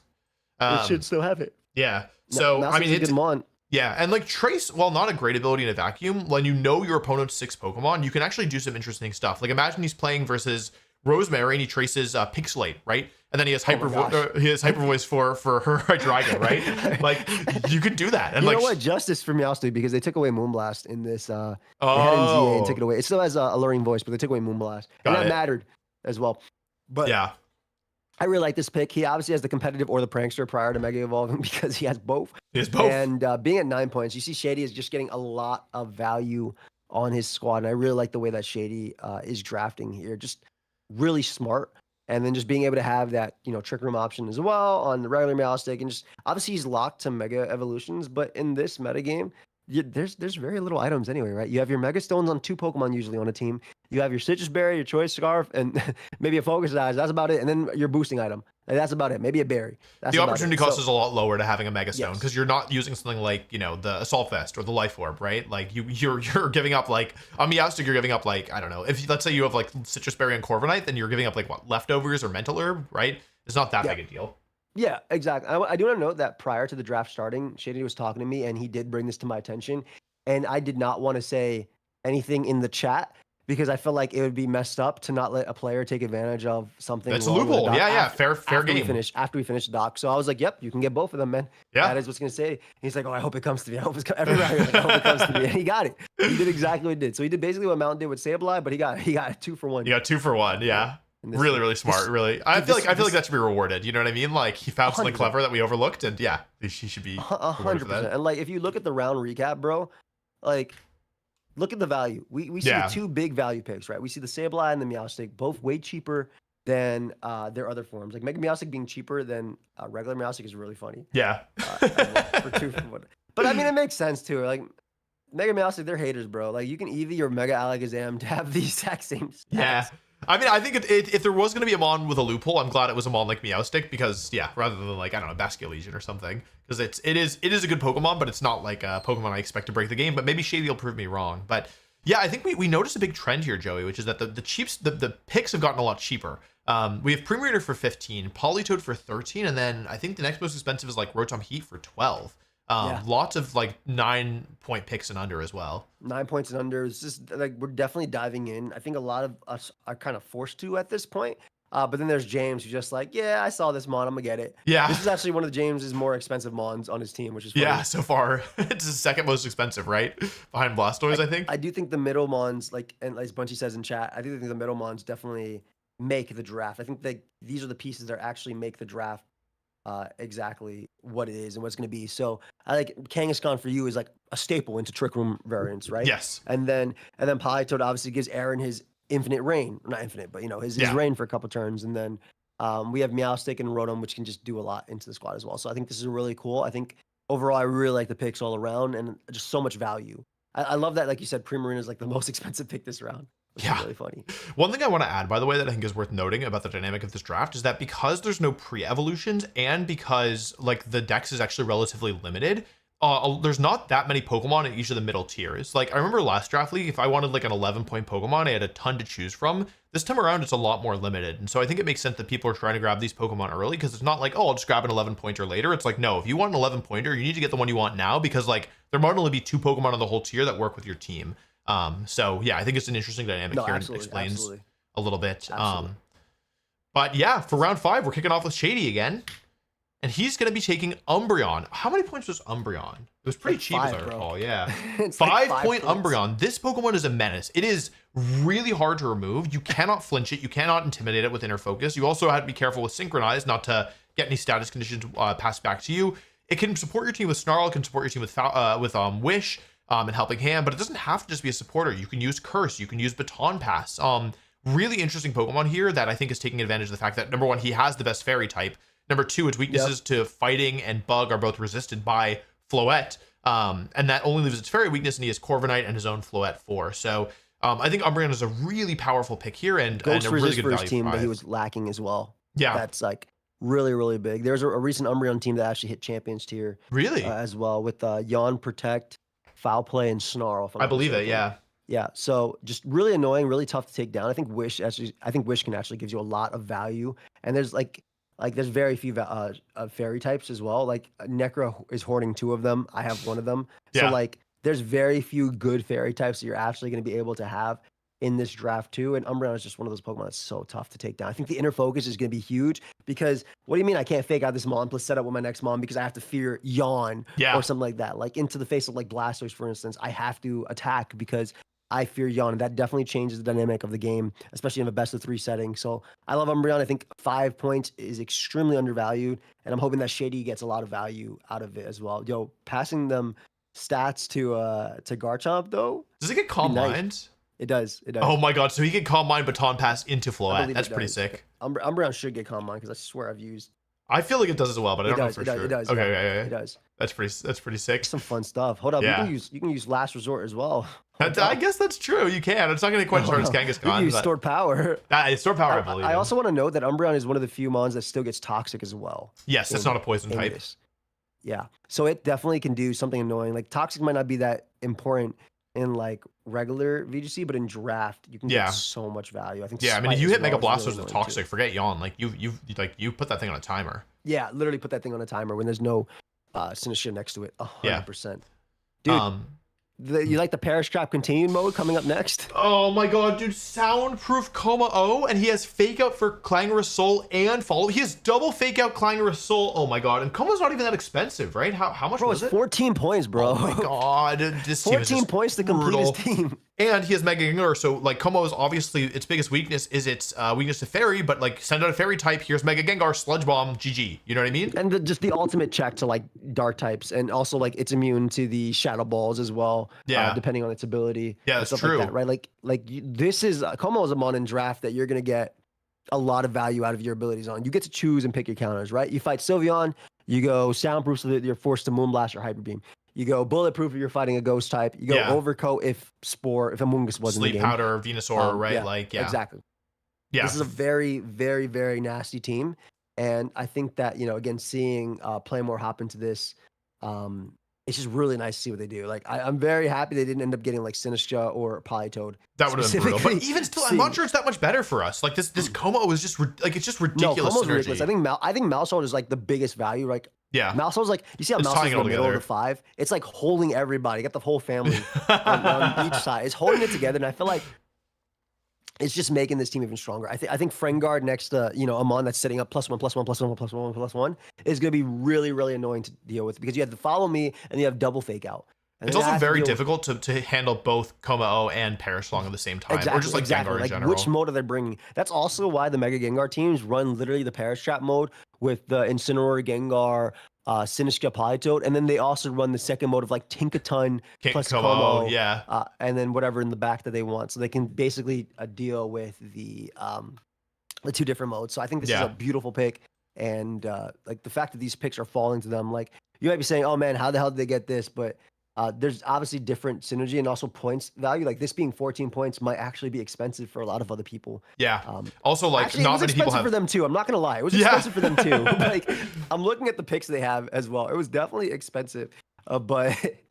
Hey, they have spent a lot of their money. Yeah, but I mean, I agree that I think it's worth it. I mean, something that Mount said that I thought was really funny is like, hey, you only bring 6 Pokemon to a game anyway, so like you want to spend all your money on your first 6 picks, you can do that. And it makes sense, right? I think you draft Pokemon that, like for instance, you have Mega Frosty, you have King Gambit. Those are Pokemon that might see gameplay every single week, right? Yeah. So it's okay to splurge on these Pokemon because these are just your options to deal with different matchups, right? So it's okay to go as expensive as possible. And I definitely do that. There's a lot of teams that are very top heavy and then they start to like go out a little bit, but like you only need XYZ for every single matchup. Yeah. Right. And after that, it's like, okay, what's gonna help me out in this? Okay, I'm always gonna bring Mega Kangaskhan. Like there's not I could fight 6 Dark types and I'm probably still bringing Basket Legion.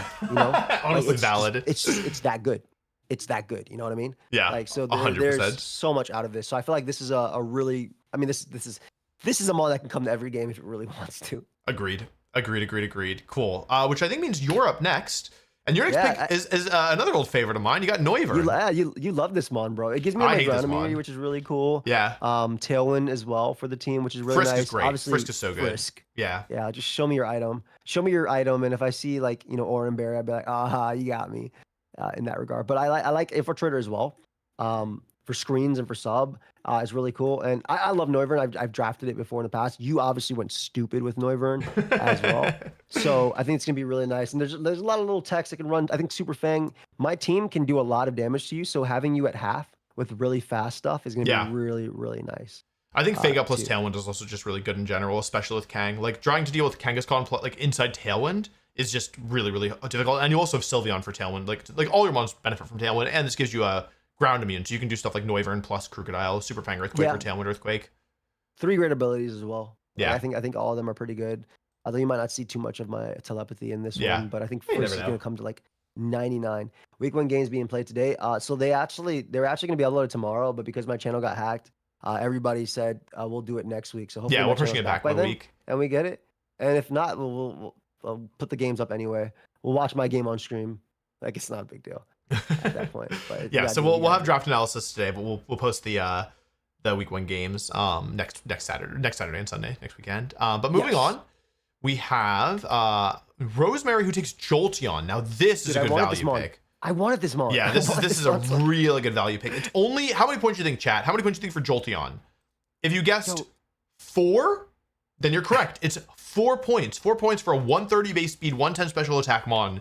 Tell us about Jolteon, Joey. Aaron wanted this Pokemon too. Yeah. Actually, I beat Aaron last time with this mon. This is a good mon. With just Specs Jolteon. It's really, really strong. Great speed tier. I think one thing, like we talked about, there's not a lot of good electric types in this meta, like at all. So being a water killer and being this fast is amazing. Like she definitely sniped, I think 4 or 5 different people. With this Jolteon. Like I said, I really, really, really want a Jolteon for my team. I love the speed tier. I love what it can do. The fast Electro Web is really nice for her fairies. Thunder Wave is also a really cool option too, and obviously you have your Shadow Ball. I think obviously I'm very happy Aaron didn't get it because there's some copycat Electroshot stuff you can do, or just Spec Stunners that you can definitely do as well. I think also setting up like Rain Dance for like Primarina or inside in front of like Zard or anything like that too. Just a lot of really cool. You have the Electro Web from Jolteon, you have the Snarf or my Dragon, so it's going to be really, really nasty. A lot of the like lower point Pokemon. Voltazorb. Yeah, a lot of the lower point Pokemon tend to be like not as fast. And so having a 4-pointer that gives your team this much speed, I think is really valuable. I also think that Scarf Jolteon is not like totally fake. Like being able to outspeed things in Tailwind is probably a very real thing, or to get around other Scarfers, so you can like Electro Web and then Hyper Voice if you think they're gonna run like, I don't know. Like Scarf, like if I ran Scarf Basket Legion to this, you can just Thunderbolt me. Yeah. And be a good pick. I think it's a super strong pick. And like I said, it was something that a lot of people wanted. Yeah, I think it was a clear standout for a good cheap pick. No, 100%. Just great value, especially like she jumped from 18, 16, 14, 15, having the most expensive pick last round to so far the cheapest pick this round, but a lot of value. Like it's really, really nasty. And then speaking of nasty, I love this pick from Aaron a lot. I think that one of the weaknesses of Aaron's team so far is that it is a bit slow, and having a Pokemon with 120 base attack, 125 base speed, and only 9 points, which I think is actually fair for Weavile. I don't think this is like necessarily a steal. I think this is very fair. Yeah, but it's a good Pokemon, and like fast knockoff in draft is good. Like not only because like knockoff has extra value in draft, because not only do you remove their item for the current game, you also get information on what the item was in the first place for future games. So that's pretty nice. And then you also have like Icicle Crash, Ice Shard, and if I'm not much mistaken, Joey, I'm pretty sure that Weavile gets beat up. So you can like sure. I've drafted Sneasel good enough to know that Weavile does indeed get beat up. So beat up next to Arch is really cool. Obviously you don't have the body press anymore, but who cares when you're bulky and you have Sinistcha next to it? Like like you don't need like body press is nice, but it's like you can boost your special attack with Electroshot. You don't need to be, boosting your you don't need to be attacking with your defense stat basically. I think there's also a really funny mode that Aaron can do here. And obviously this is more like jokes, but you can definitely get away with it. We all have access to Baton Pass, and it also learns Calm Mind and Nasty Plot. So being able to Baton Pass a Calm Mind or Nasty Plot to our Chaladon, it would take a little bit of work, but you have Fake Out Sableye plus Sinistcha or Rage Powder. Like there are options that Aaron could do if he really wants to. I don't think he's going to do that. I think he gets more value out of playing like straight up or beating up and then getting up rain and doing things like that. But I think it's really funny to think that like this is... Weavile's a really good mon in draft because they're Pokemon in draft that are really good. They have to either be really good at what they do or they're versatile. Weavile is a mon that's super good at what it does, right? Hits hard, Hits strong, it's fast, and it has like fake out support, at least in doubles. But then there's those niche options that it can do as well for everybody. Like Weavile can also set up the rain if it really wants to as well. Just another fast rain dancer too. So it's gonna be fun. Or Scary Face or Icy Wind. So like there's a lot of options here as really fun for this. As a Sneasel draft main, I really do I really do value Weavile as a pick. I think that also it's a good Focus Sash user. Like you want to think about your team as like wanting like a Focus Sash user and a Choice Scarf user, because those are like two of the best items in the format. And Aaron right now, he has a Choice Scarf user and Polytoad, and like our Caledon can also do it, but not many Focus Sash users. So I think it's good that he got one here. The one thing I want to say about Weavile before we move on is that Aaron is half his team in. He doesn't have a Mega, and I believe he's the only player who doesn't have a Mega. Shady has 3. Yep. Aaron has none. So he's gonna have to start thinking about that. Dude, I think no Mega is crazy, but like he's playing like Protect the Archaludon. His Mega is Archaludon, basically. That's what he's doing the whole game. Like he has that mode that's basically all your support monster protected, and I mean, shoot, it's good. Yeah. Right? Unless Archaludon gets crit, like it's really freaking good. So I like that. Dude, yeah. Can we talk about this next pick that James got? I think this one wasn't on a lot of people's radars, but he got Aromatisse for 6 points. Aromatisse being a very bulky fairy type Pokemon with some useful abilities. Healer and Aromavale are both useful. I think Healer actually got buffed, if I'm not much mistaken. And it's only 6 points, and it's a Trick Room setter. And it actually hits pretty hard with Moonblast for a bulky Pokemon. So, yeah, I think it's like a Pokemon that not a lot of people think about, but I think it can be very strong in draft. Like, it's got really high base HP, which means its defenses are actually pretty good. Moonblast is a good move. Trick Room. It has also some other interesting moves. It gets Aromatic Mist, as I recall, which is a niche move that raises the partner special defense. I think James definitely wanted a Trick Room setter, and I think for just 6 points, Aromatisse seems pretty good. No, I agree completely. I also think, like, again, like the Trick Room Hypnosis, the fact that Healer is now 50% instead of 30%, like you mentioned, is really cool. It also has a really interesting move pool. Like you have Thunderbolt, Nasty Plot, Moonblast. Like you're gonna be hitting decently hard for this guy.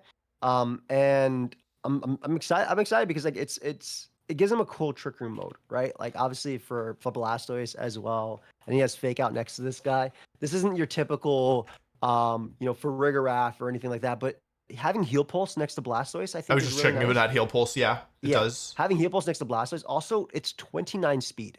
Yeah, when it comes to Trick Room, there's only so many mons that are slower, like Torkoal and Mega Camerupt. So 29 speed is such a good speed tier because 30 is something that actually it's just, I think it's not even Torkoal. It's oh yeah, it is 20.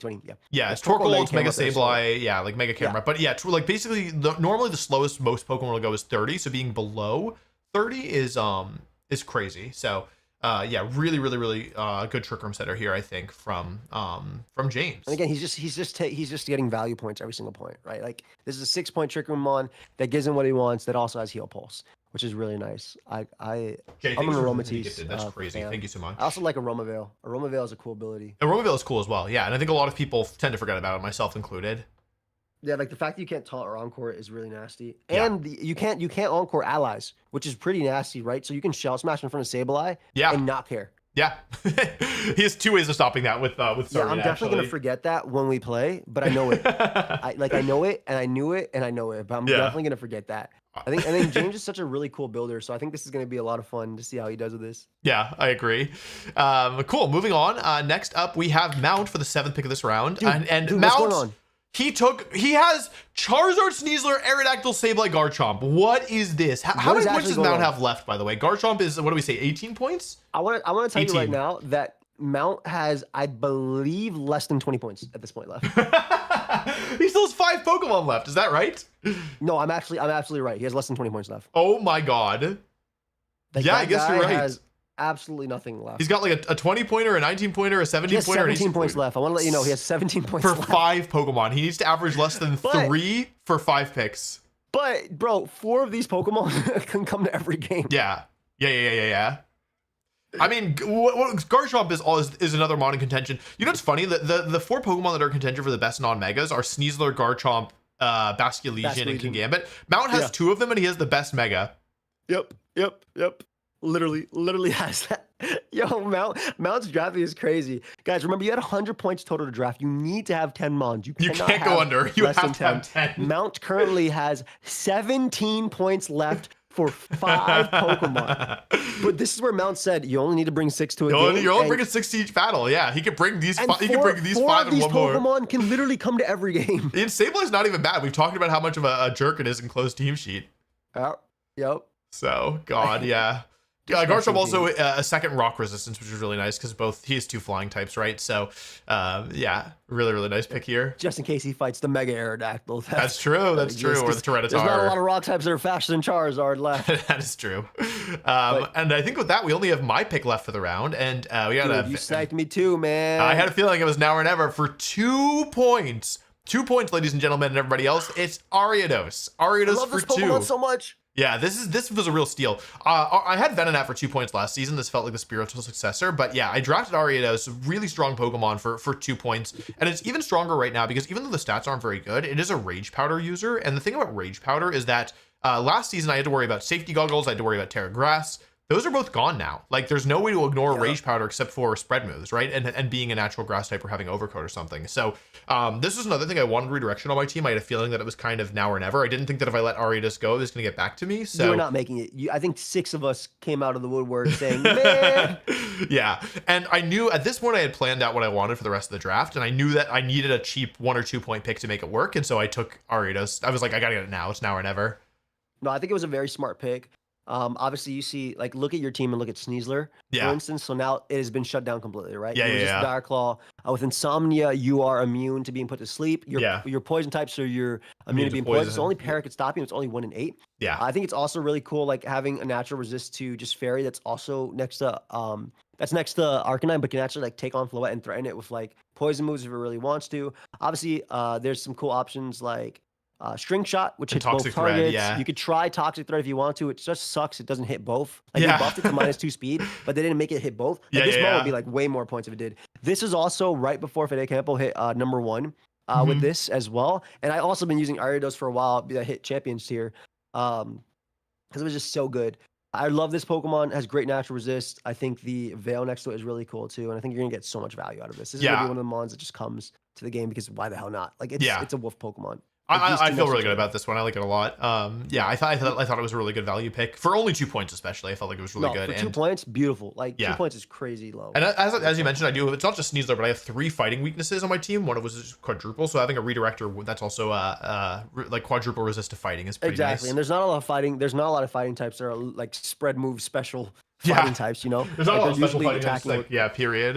Exactly. So yeah, okay, interesting round here as we look at the recap. We're halfway through the draft now. A lot of people going with value picks. We have a couple on the slightly more pricey side, Como and Garchomp going here. Actually, 3 dragons in this round, which is unusual.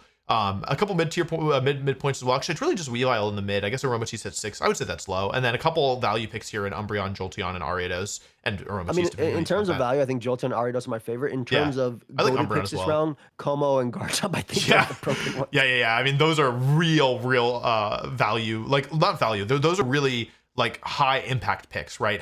Really good synergy with those teams. So I think, Como and Garchomp I expect to be real star players this season. Yeah, nasty. I think Ariados is coming to a lot of games. I really like this pick, but you picked Ariados. That means you get a nice little pick next, and that's right. You continue to get a little bit of value. So what was the whole thought process behind this? Was this your Shadow Ball immune with Bulletproof? And let's talk a little bit about it. So Chestnut I like a lot. I don't like Mega Chestnut at all, but regular Chestnut I thought was really high value. Regular Chestnut was, as I recall, 5 or 4 points. 4 points, bro. It's really cheap. 4 points. So for just 4 points, I knew I wanted a grass type on my team. I knew I wanted Fire, Water, Grass. Chestnut gives me a rock resistance, which I liked a lot. Because I do have like 3 rock weaknesses already. It is another fire weakness, so I gotta watch out for that, as I now have 4 fire weaknesses. But Chestnut is actually really versatile. It can be a setup Pokemon with Iron Defense Body Press or Bulk Up. It can be a support Pokemon with Wide Guard and Leech Seed. It actually has coaching. It has Taunt. It has just a really wide supporting Super Fang as well. Belly Drum. Super Fang, Belly Drum. Exactly. When it comes to this Pokemon, yeah. Exactly. And so overall, I wanted a grass type, and I was looking at the grass types that were in play. I also knew I wanted a fighting type at some point, and a lot of the grass types that were left that were like in the lower point tiers are valuable, but they have overlap. Like Trevenant and Gorgeist were both available, but like overlap with Frostlass. The other one I was considering was Serperior, but I thought that Chestnut's bulk feels pretty valuable here, and I also liked having Wide Guard. I thought that like the addition of Wide Guard to the team probably wasn't going to hurt. And yeah, I like that it's a dual type as well with grass and fighting coverage, because it gives me 2 decent offensive types here. I know I want Trick Room at some point on this team, and so it can, like, the fact that it works outside of Trick Room because it's bulky, but can still work inside Trick Room because Woodhammer is so strong as a base, like just as a high base power move. And Chestnut's pretty slow, I thought was overall. No, I like good. it as well. Like the synergy with Frostlass because like I mean Charizard's gonna run Flamethrower into you, most likely. But if he runs Heat Wave Weather Ball, like Bulletproof makes you immune to Weather Ball, and Wide Guard blocks Heat Wave, protects your Frostlass. But this is why I think he has to run like Flamethrower into you. Yeah. But either way, you've just stopped the most annoying thing about Charizard, which is the fact that it can target both. Yeah, that's true. That's true. So, yeah, I thought fighting typing was also just like pretty nice for my team in general. I think it's nice for your team in general. Yeah, I want to hit the steel types that resist Frostlass. Yeah. I love that. I love this pick. So Mount, keep in mind, guys, Mount has 17 points left, and he has used 4 of them on Helios. I think this is a beautiful pick because look at my Basque Legion and look at his Pokemon. Now look at Helios, which completely walls it. So, Dry Skin Helios, immune to water and immune to ghost, very strong. Can also works tail into Garchomp if he wants to. As well. So this is beautiful. I think this is like he got so much value out of this pick for the team. Like he obviously knows what he's doing at this point. He's like, I want my most expensive picks, but I'm gonna find the cheapest picks possible. He also got an electric type, which is nice. Also, we didn't talk about the big draw is Solar Power. Solar Power is a crazy ability and combos with Zard. Like we said, there's not many good electric types, but Solar Power Helios in the Sun. This can be a Scarfer. This can be a Magnet user. It hits really hard, and the fact that it does utility as well, like Electro Web and Shed Tail. Really scary pick here. Really scary pick. I mean, it also has like Grass Knot and Weather Ball too, so it can really definitely take advantage of that as well. Actually has really good coverage. Like I mean, there's Garchomp on this team, but I'm sure Solar Power Dragon Pulse is going to do a lot to Mega Garchomp as well. I just boosted. Maybe might even put like a Dragon Fang on it to KO as an option. You know, I think there's a lot of little options there too. You're absolutely right. That's disgusting. And then again, it gives him that Basque Legion immunity because Last Respects was last respecting if you didn't have this pick. So I think it's really nice. Great Charizard synergy. Shed Tail I think is really cool as well for his guys. And as you mentioned, like the Scarf Electro Web. I think again, electro types are very limited, so being able to get this at 4 points is really nice. Yeah, I agree. Really good pick from Mount. Giving him a water immunity with Dry Skin too, which he was kind of, he had no water resist. So that does help. Next up for 8 points, we have James taking Snorlax. Snorlax, a very versatile Pokemon. Another Pokemon with multiple good abilities here, but just like a really threatening Pokemon. Can run Belly Drum, can run Curse, can run just like attacking moves like Double Edge, Ice Punch, Fire Punch. Self-Destruct as well is really cool. Self-Destruct is real, really hard to get rid of, very specially bulky. I really liked using this when I was playing the one-hit KO team because Thick Fat made it so good against well, not only Charizard, but I guess also Frostlass, right? Just like a Pokemon that is so specially bulky, and when it has those resistances, is just basically impossible to remove. So definitely expect to see Snorlax. And being able to get that right next to his Trick Room Mon, and obviously we talked about the Heal Pulse already, so you can actually, if you want to, you can do Belly Drum leftovers and then use your Heal Pulse to actually heal you back. You're not limited to the Citrus Berries, so that's definitely an option. Obviously, on your 1 KO team, you used the Stockpile sets. So that next to a Mon that heals it is really good. And it can't be Encored as well, like next to Aromatisse. So I think this is really good synergy. Or Taunted. Yep, Snorlax is only 8 points as well. So Aromatisse was 6, Snorlax was 8. So James, once again, being a little bit frugal here, but he's figuring out like what he's budgeting well. Yeah, he has 2 Pokemon over 10 points, and they're Rotom and Blastoise, and they're not even that like expensive for what they are. Dude, I think just the fact that he has a Spot Throw pass into speed boosting like Fastlax. It reminds me of remember when they revealed Pulverizing Pancake in the trailer? Yeah, and he was just fast and moving. Like, that we could see Turbo Snorlax. There. That's pretty funny. But yeah, versatile Pokemon. Normal types in general, I think, are high value because they're so versatile. But next up is Aaron, who takes another round friend. He takes Bellybolt. Bellybolt, a Pokemon I think is very underrated. He still hasn't drafted a Mega, but Bellybolt, I think this is pretty cheap as I recall. Bellybolt is only 4 points, so Aaron locking in a good electric type. What is with the electric types that are really good at 4 points? I don't know. That's where we put him, I guess. I think this is disgusting, by the way. This Pokemon's so tough to deal with. It's so bulky. Screams from Sableye. It's continuously getting bulky because of it's getting stronger because of its electromorphosis. And then I think the big thing is that, like, I don't know if you've seen it, but there was a team that was running around on Pokemon Champions with Weavile, Bellybolt, or Frostlass, Bellybolt, Weavile, and then like Sinistcha, and it would just click a parabolic charge over and over and over, and then just heal on all 3 Pokemon. It's so annoying. Well, what I saw was Sinistcha Bellybolts, and they would go for Soak with the Bellybolt. So you'd like send in your Grass Resist, they'd soak you, and then like all of a sudden you're not only weak to Thunderbolt and Parabolic Charge, but like Machigotcha is doing super effective damage. It might burn you, and Sinistcha's healing back to full. And like it's like basically just turning all your Pokemon into health packs. And they can also Parabolic Charge, and Electromorphosis is super powerful. So I think a really difficult Pokemon to deal with already, but adding in Sableye with screens, Sinistcha with recovery, and Weavile for fake out is yeah, just terrifying Pokemon for Aaron's team.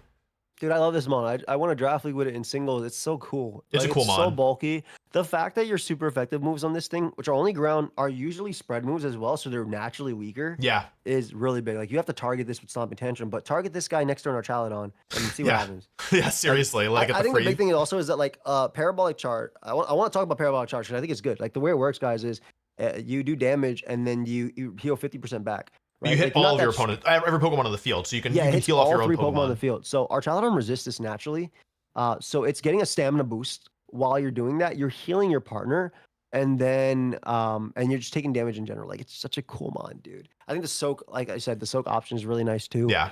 Next to our Chaladon's Electro Shot as well in a Trick Room mode. So beautiful Electro type being picked, and definitely fun. I believe Parabolic Charge is 50%. Yes.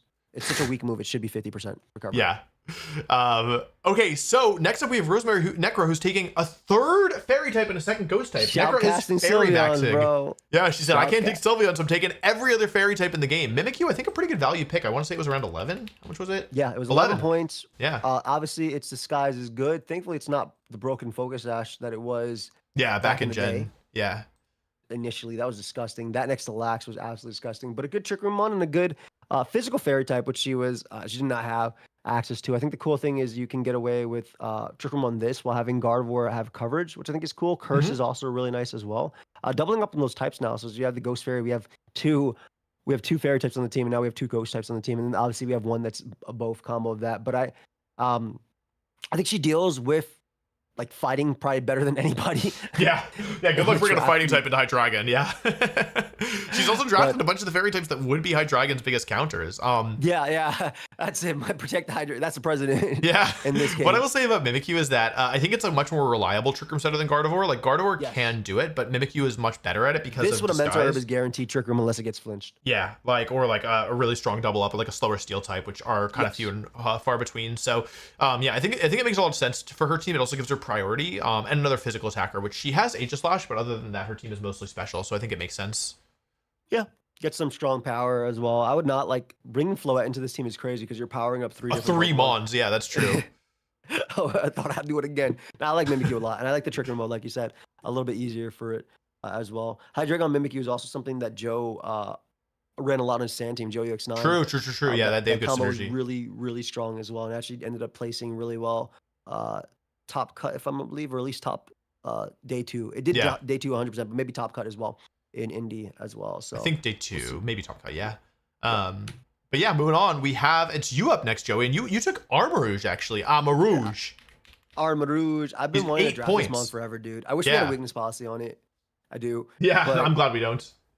Fire immune with Flash Fire, which is nice. Obviously, the weak armor is cool as well. But being able to throw off armor cannons plus that move is hard. Potential expanding forces as well, I think is extremely strong for this Pokemon. I'm kind of hoping it can do stuff, right? Like I'm hoping it does as much as I want, but it gives me a fair resist for the team, which is pretty because you didn't have one before this. Pretty needed. Yeah. And Armarouge actually has like really good stats all around. Like base 100 defense, base 80 special defense is not bad at all. No. The team, and I think I can get away with like some weak armor things. It also gives me Trick Room mode, which is really big. Yeah, Armor Cannon also is just a really powerful attack. Normally, if you want a big like burst fire move, you have to use Overheat, which can miss. So the fact that it doesn't miss is really valuable. Yeah, I agree. I agree completely. It also gives me Wide Guard for the team too. Yeah, that's true. That's true. Yeah. It's some decent support moves. Also has Energy Ball, a couple of useful coverage moves as well. So I like Armarouge a lot. Too bad you don't have weakness policy because beat up plus weak armor weakness policy would be pretty scary. Very strong. I'm excited. I have so many Pokemon on my team that I'm just excited to finally use in draft. And okay, I'm not gonna lie, all of my Pokemon except for Armarouge I've used in draft. But when I say I'm finally excited, that's Armarouge. Yeah. Speaking of fairy type or psychic type Trick Room setters, next up with Team Playmore, they're taking Hatterene for 9 points. Hatterene, a Pokemon that I had my eye on. It's one of the few remaining fairy types that Necro has not Yes. sniped off the board yet. But yeah, Hatterini, very good Pokemon. It's a very offensive Trick Room Pokemon with a huge base 136 special attack, which is rivaling some of the Mega Pokemon. Their special attack stats, pretty bulky, pairs really well with Incineroar, Fake Out Trick Room, and then Flare Blitz Gleam is just really difficult to handle. Yeah, Psychic coverage is also new for the team, nice for the team as well. I like Hatterini a lot here. I think that it really builds out the team. And in Draft League, you can actually afford to not run Magic Bounce sometimes. You can run Healer, which again was buffed, potentially healing status conditions 50% of the time. So or Anticipation. Yeah, or Anticipation. Scout some moves out. I've played against Anticipation in tournament before. I still don't really know how it works. Yeah, so it just tells you that the homie has it just makes you shudder. It just says it says Hatterini be shuddering, yeah. It's like, oh, you need a jacket, but you already got one on. We're gonna have another jacket. But I like Hat as well. It gives a good Trick Room mode. Obviously, Gengar can Trick Room, and Gengar has done Trick Room multiple times. I think in draft, Mega Gengar can literally run max HP, max defense, Trick Room nature, and do Trick Room if it really wants to. But it gives a nice little Trick Room mode. And as you mentioned, a secondary spread move, which is nice. Yeah.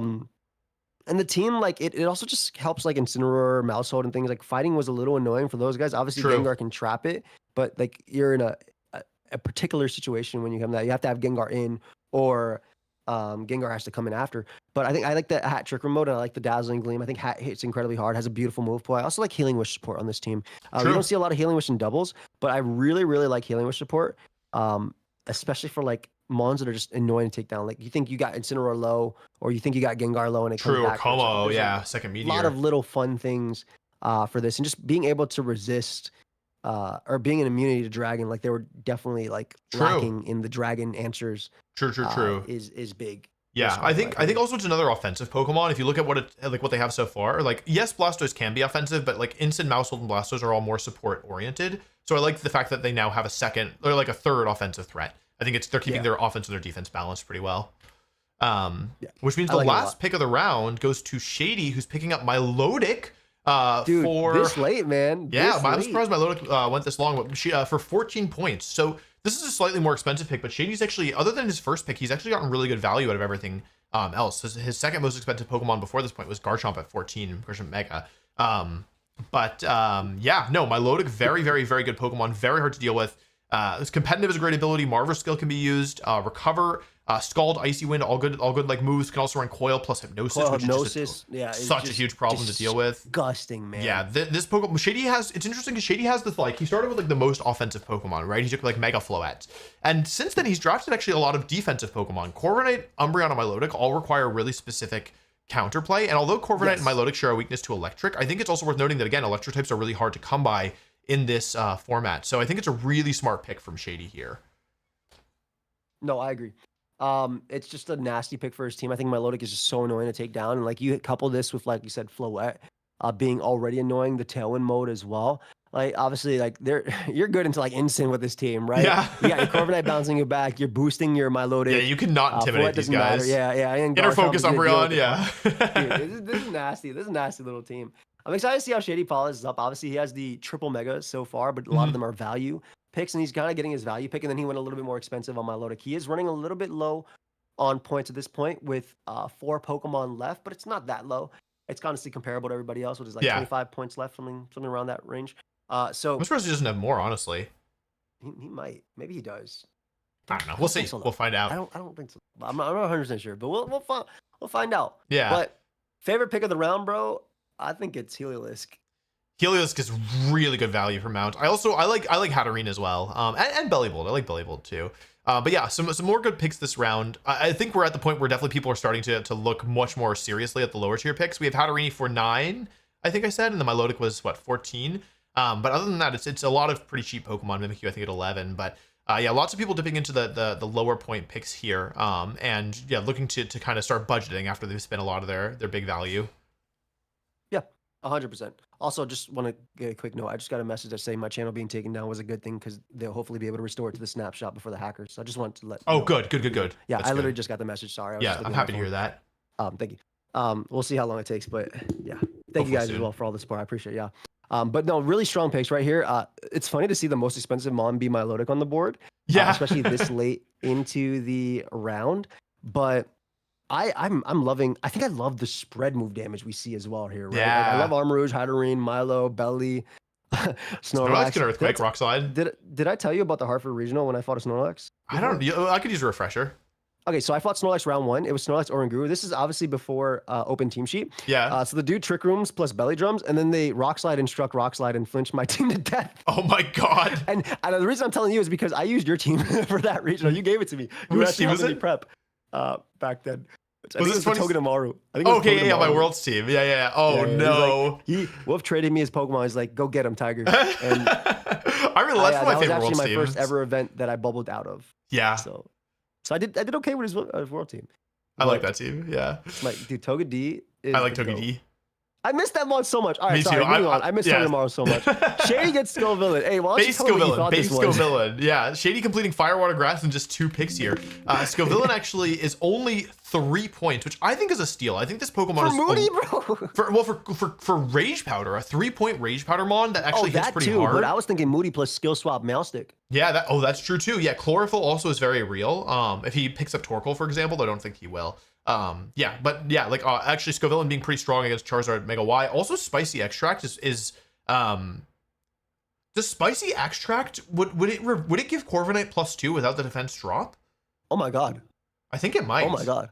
He could also do something like Scarf Spicy Extract to like he can do Spicy Extract plus Foul Play Umbreon, doing quadruple damage. Dude, that's what people were talking about. Yeah. That's what people were talking about as well. I really like that. So initially, when he put Scovillain, Wolf actually put Mega Scovillain in the draft. She didn't specify, so I assumed it was Mega, but no, it's base form. But it was like, wait, bro, he's gonna go broke if he gets that. Dude, Scovillain, nice Pokemon that can be supported, but also does good damage. Dude, I really, really am a fan of Scovillain, man. I'm too. such a fan. I'm a huge fan of Scovillain. I think it's such a cool Pokemon. I think there's a lot of value to be had of this, and obviously Rage Powder is nice. This is a mon that sometimes runs Focus Sash with Chlorophyll as well, by itself with Protect. But I think that Moody can be really annoying. Like, he has so much support to keep the mon alive. Like, you have Umbreon. Like, he can run a very bulky core next to this Pokemon if he really wants to. Is it worth protecting your 3-point like that? It's kind of tough because it has 65, 65, 65. But like, I feel like, bro, one speed boost and it changes the game. One special attack boost and it changes the game. Yeah. Like, mon's nasty. Moody's really scary. Speaking of nasty, after Hatterene last round that Playmore got, they got the wall.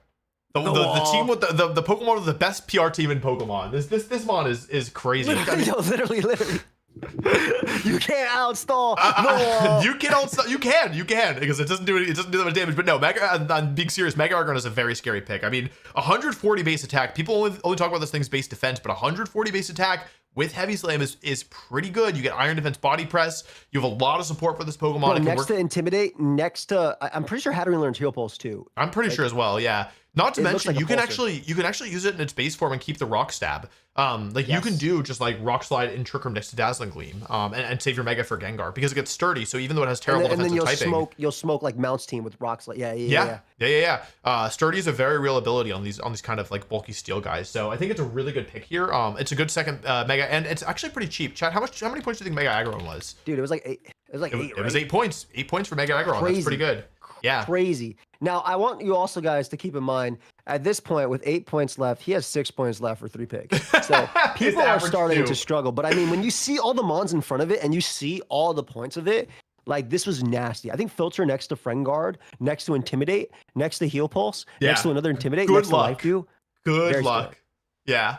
Like, are you bringing both of these every week? You can bring both of these. Every week, but are you putting them both on your builder? Like, you're dealing with the fast and you're dealing with the slow. You have the good fighting immune for the squat and fight and resist. You resist fire very well. Yeah. The biggest issue right now is ground type attacks into your team, actually. That's true. Yeah, I still got a couple points left. But even then, Aggron next to Mousehole is probably taking a crisp 17% from Earthquake. I also think that like Incin is real. Like Incin makes it to like, and then Combo's boosting his defense, right? Like I think that Incin cutting the damage to ground type moves is actually real. Yeah, 100%. I think this is gonna be a disgusting mon, and this is one of the scary parts about draft. Like, like at least in open team sheet, you're like, you don't see the matchup until you fight it. This one you have all week to look. Yeah, stress about it. I gotta stress this. I gotta figure it out. That's one thing. Like I think that open team sheet's very hard, and I think being consistent in VGC is extremely hard, and it's a skill, right? Wolf obviously has an incredible skill at that. No, let's not sell yourself short there. You made top cut at your last event, and like basically should have made top cut at this one, except for the stupid ruling. No, that when I enter sleep, when I have no sleep, I'm in Zen mode. That's my Kamala I coming see, I up. see.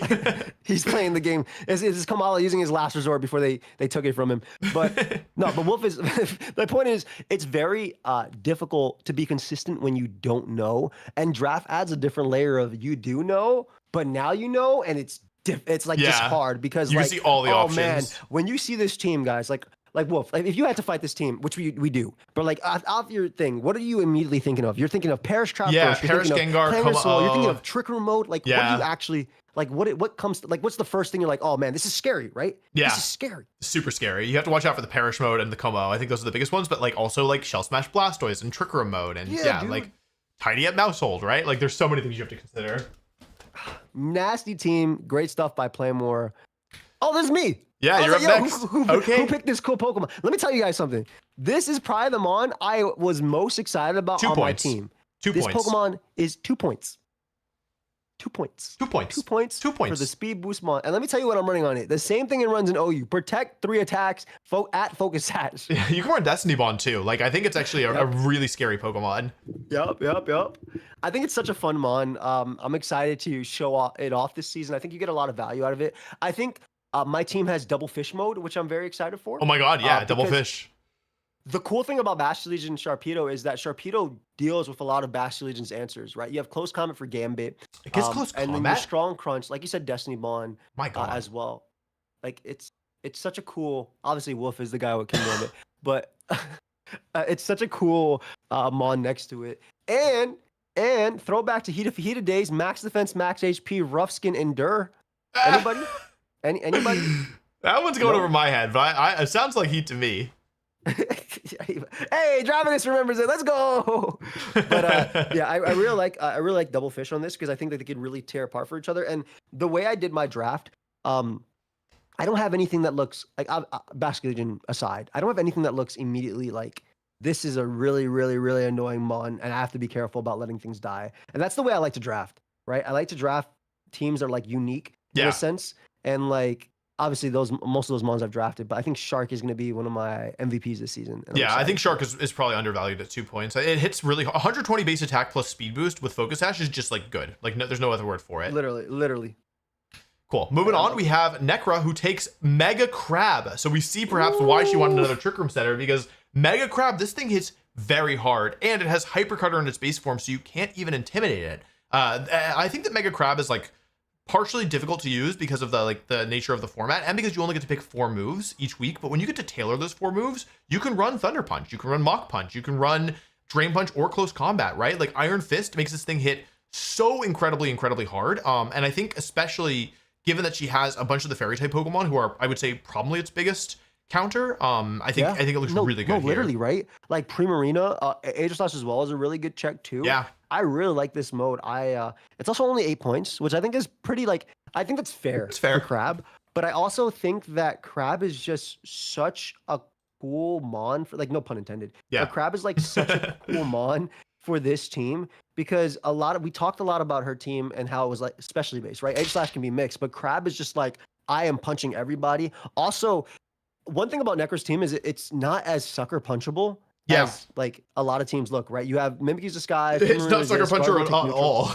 Exactly, right? So like having the ability to use Crab to Mach Punch and move before, I'm using Gambit as the example because you have Gambit, but because it's Gambit, not because you have Gambit, but because it's Gambit. I understand. But that's the first thing I think about when I see a bunch of fairies in Aegislash, right? It's like, oh, how can King Gambit deal with this? So having that Mach Punch to be able to deal with a threat like Gambit and then being able to click off attacks after is really, really cool. With like Primarina, right? Like you can bring Mega Carbonal Primarina mode. You can also bring regular Carbonal plus Mega Carnivore mode. Probably a little bit worse, but I mean, it's not like it still hits hard. Ice Hammer still hits hard. Like I think that one of the nice things about Necra's team is that both Megas function outside of their Mega form. Like you don't need to run them both as Megas. They definitely are improved by it, but like it's not like Beedrill, right? Where like if you have non-Mega Beedrill, you're just like screwed. Like they do work outside of their Megas. No, that's obviously, you're absolutely right. And then Craballon was still a good Trick Room Mon in general. So I'm excited to see. It also has Wide Guard as well, which I think is pretty cool. True. Yeah, good support. Second Wide Guard Mon. Yeah, true. And finally, 7 picks in, Aaron takes his first Mega Evolution. Dude, Mega it's a Mega that stands proud too, right? Like it's a It's a disgusting Mega for I mean, team, it's 14 points. Yeah, you want to deal with Mega Venusaur like already, sure, but getting through it with like Reflect Light Screen and healing from Sinistra, and it's his third frog. He's frog maxing. It's like our Chaladon number 2 with yeah, Thick Fat. It's literally our Chaladon number 2. Yeah, this thing is just completely crazy. Sleep Powder, Leech Seed, Giga Drain, Synthesis, Sludge Bomb, Earth Power actually hits really, really hard. Like just 3 attack Venusaur with Giga Drain is real. Yeah, this is like an unbreakable, nice unbreakable hour core. and a half battles versus Aaron. Yeah, seriously. With this team, I really like the Venusaur. I think what it does for his squad is nasty. And it just gives him something that doesn't care about opposing Rage Powder or anything like that too. Yeah. Sludge Bomb, Earth Power, like offensively, this is so nice. Like his team is so annoying to take down. It's every time like I saw Aaron pick a nightmare. Every time I saw Aaron pick him on, I was like, why, dude? Like, yeah. Like, so every round it's like, surely this can't get any worse to fight, and then every round it gets worse to fight. It just continues to get worse and worse. Yeah. I'm excited though. I'm excited. I think Venusaur is such a good mon, and like you mentioned, like this Pokemon is like Leech Seed plus Sleep Powder. Like, are you going to be 3 attacks? Are you going to be that set, or are you going to be something interesting like Growth with Chlorophyll? You can run Sunny Day Sableye. You can run Sunny Day Sableye and Weather Ball Venusaur Mega with Evolve your Chlorophyll. Venusaur and have Growth and get your boost, and then Mega Evolve after and have your Thick Fat in the rain with Giga Drain and stuff. So there's like a lot of really interesting combos I think Aaron can do. And Aaron typically is, as the draft starts, he'll start off with a really strong like standard in the beginning. Yeah. And then at least the first one, which you did. But then when he did with Draft League Season 1, he kind of like, all right, I'm going a little bit more into the builder with this. And that's when he ended up doing the slacking weeds and stuff. So Aaron has a really good habit of drafting the scariest teams of all time. Yeah, he's a nightmare to face.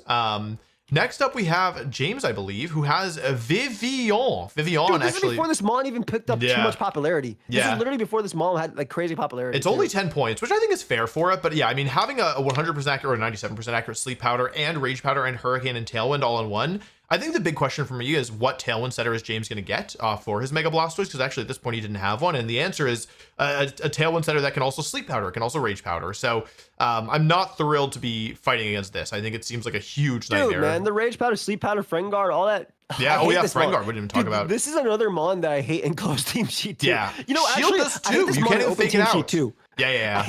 I hate it in both team sheets because it's either going to be Scarf or it's going to be Focus Sash, and it's going to piss me off either way. I wonder if he just Quiver Dance ever. I think this Mon, it's like the redirection he was kind of like missing on this team, right? It's like, because he has Fake Out on Blastoise, but do you really want to Fake Out with Blastoise when you want to set up with a different Mon next to it? So having the Rage Powder next to either Shell Smash or a Calm Mind from a Spothra or a Baton Pass to getting your Mon fast is really, really, really nasty. I mean, you don't even need to run, like, he could run Choice Scarf Vivillon with Calm Mind to Spothra and just be like, here's Sleep Powder and Calm Mind, and I'll just like Sleep Powder your Pokemon while I set up, and then I'll Baton Pass to Blastoise. Like, and then I have Serena to protect it. Yeah, it is a scary, scary, scary Pokemon, especially in closed team sheet with 3 good abilities that can run.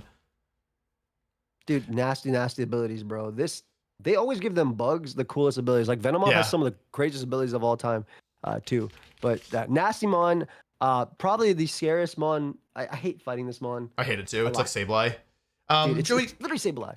So as we move on, Joey, can you tell me how many points Mount have left going into this round? Okay, so going into this round, Mount has a crisp 13 points left to figure out. How many points is Empoleon? Empoleon would be a nice 7 points. 7 points. So Mount spends over. Mount said, "You know what? I don't want to save. I like what Team Playmore is doing. 6 points left. 6 points left. We have 2 teams left with 6 points for 3 Pokemon. So I mean, to be fair, Empoleon's a great grab here for 7 points. It gives him a Steel type, which I think is really, really valuable for him, as he didn't actually have a Fairy resistance before that. Despite he had Charizard. He had Charizard. It gives besides Charizard. Yeah, it gives him Charizard. It gives him the water resist naturally as well. Which is something water was a big one. Yeah, he needed to use bro. Dry Skin on Heliolisk, which has negative synergy with Charizard. So, really good water resist. Empoleon very bulky, and competitive is a great ability. Especially a great ability against a bunch of his physical attackers like Aerodactyl and Garchomp and Sneasler.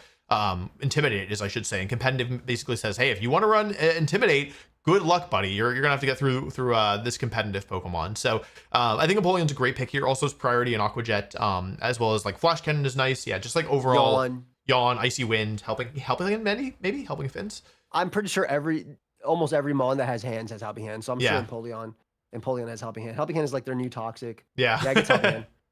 Haze as well, I think, is really interesting too, because like a lot of Mount's team doesn't really set up, but like if you fight like Calm Mind, Floette, could be a little bit annoying. So being able to haze in that regard, but also guarantee take a hit. Yeah. And also have your options like Roar as well too, or even Vacuum Wave. I like this Pokemon. Yeah, I like think this is a good pick. Which means is like he had no points left, and I think he needed to use them. And this is, I think, how he had to use them. Yeah. Which means the last pick of round 7 goes to me, and I'm taking a second Mega in Mega Dragonite for 14 points. So Mega Dragonite, I initially was looking at regular Dragonite, but I was trying to map out the rest of my draft, and I was like, I'm 1 point short. Like I need 1 point more somewhere, and I can't get it. And then I realized that regular Dragonite at 15 points is 1 point more expensive than Mega Dragonite. So basically, this can function as, Mega Dragonite. I can use it as, a powerful and bulky special attacker with incredible stats, by the way, really, really good stats. Or you could just play this as base Dragonite and just not Mega, like hold the stone, but not plan on Mega evolving it. Base Dragonite having 2 good abilities is also really good. Go ahead, Joey. Dude, can we talk about your stats on this Pokemon? Like, yeah, I know pseudo legendaries Mega Evolving always have ridiculous stats, but like, this guy has to have the craziest stat spread of all. I'm talking about of Mega Tyranitar, of Mega Garchomp, specifically because of this base 100 speed. Yeah. Right?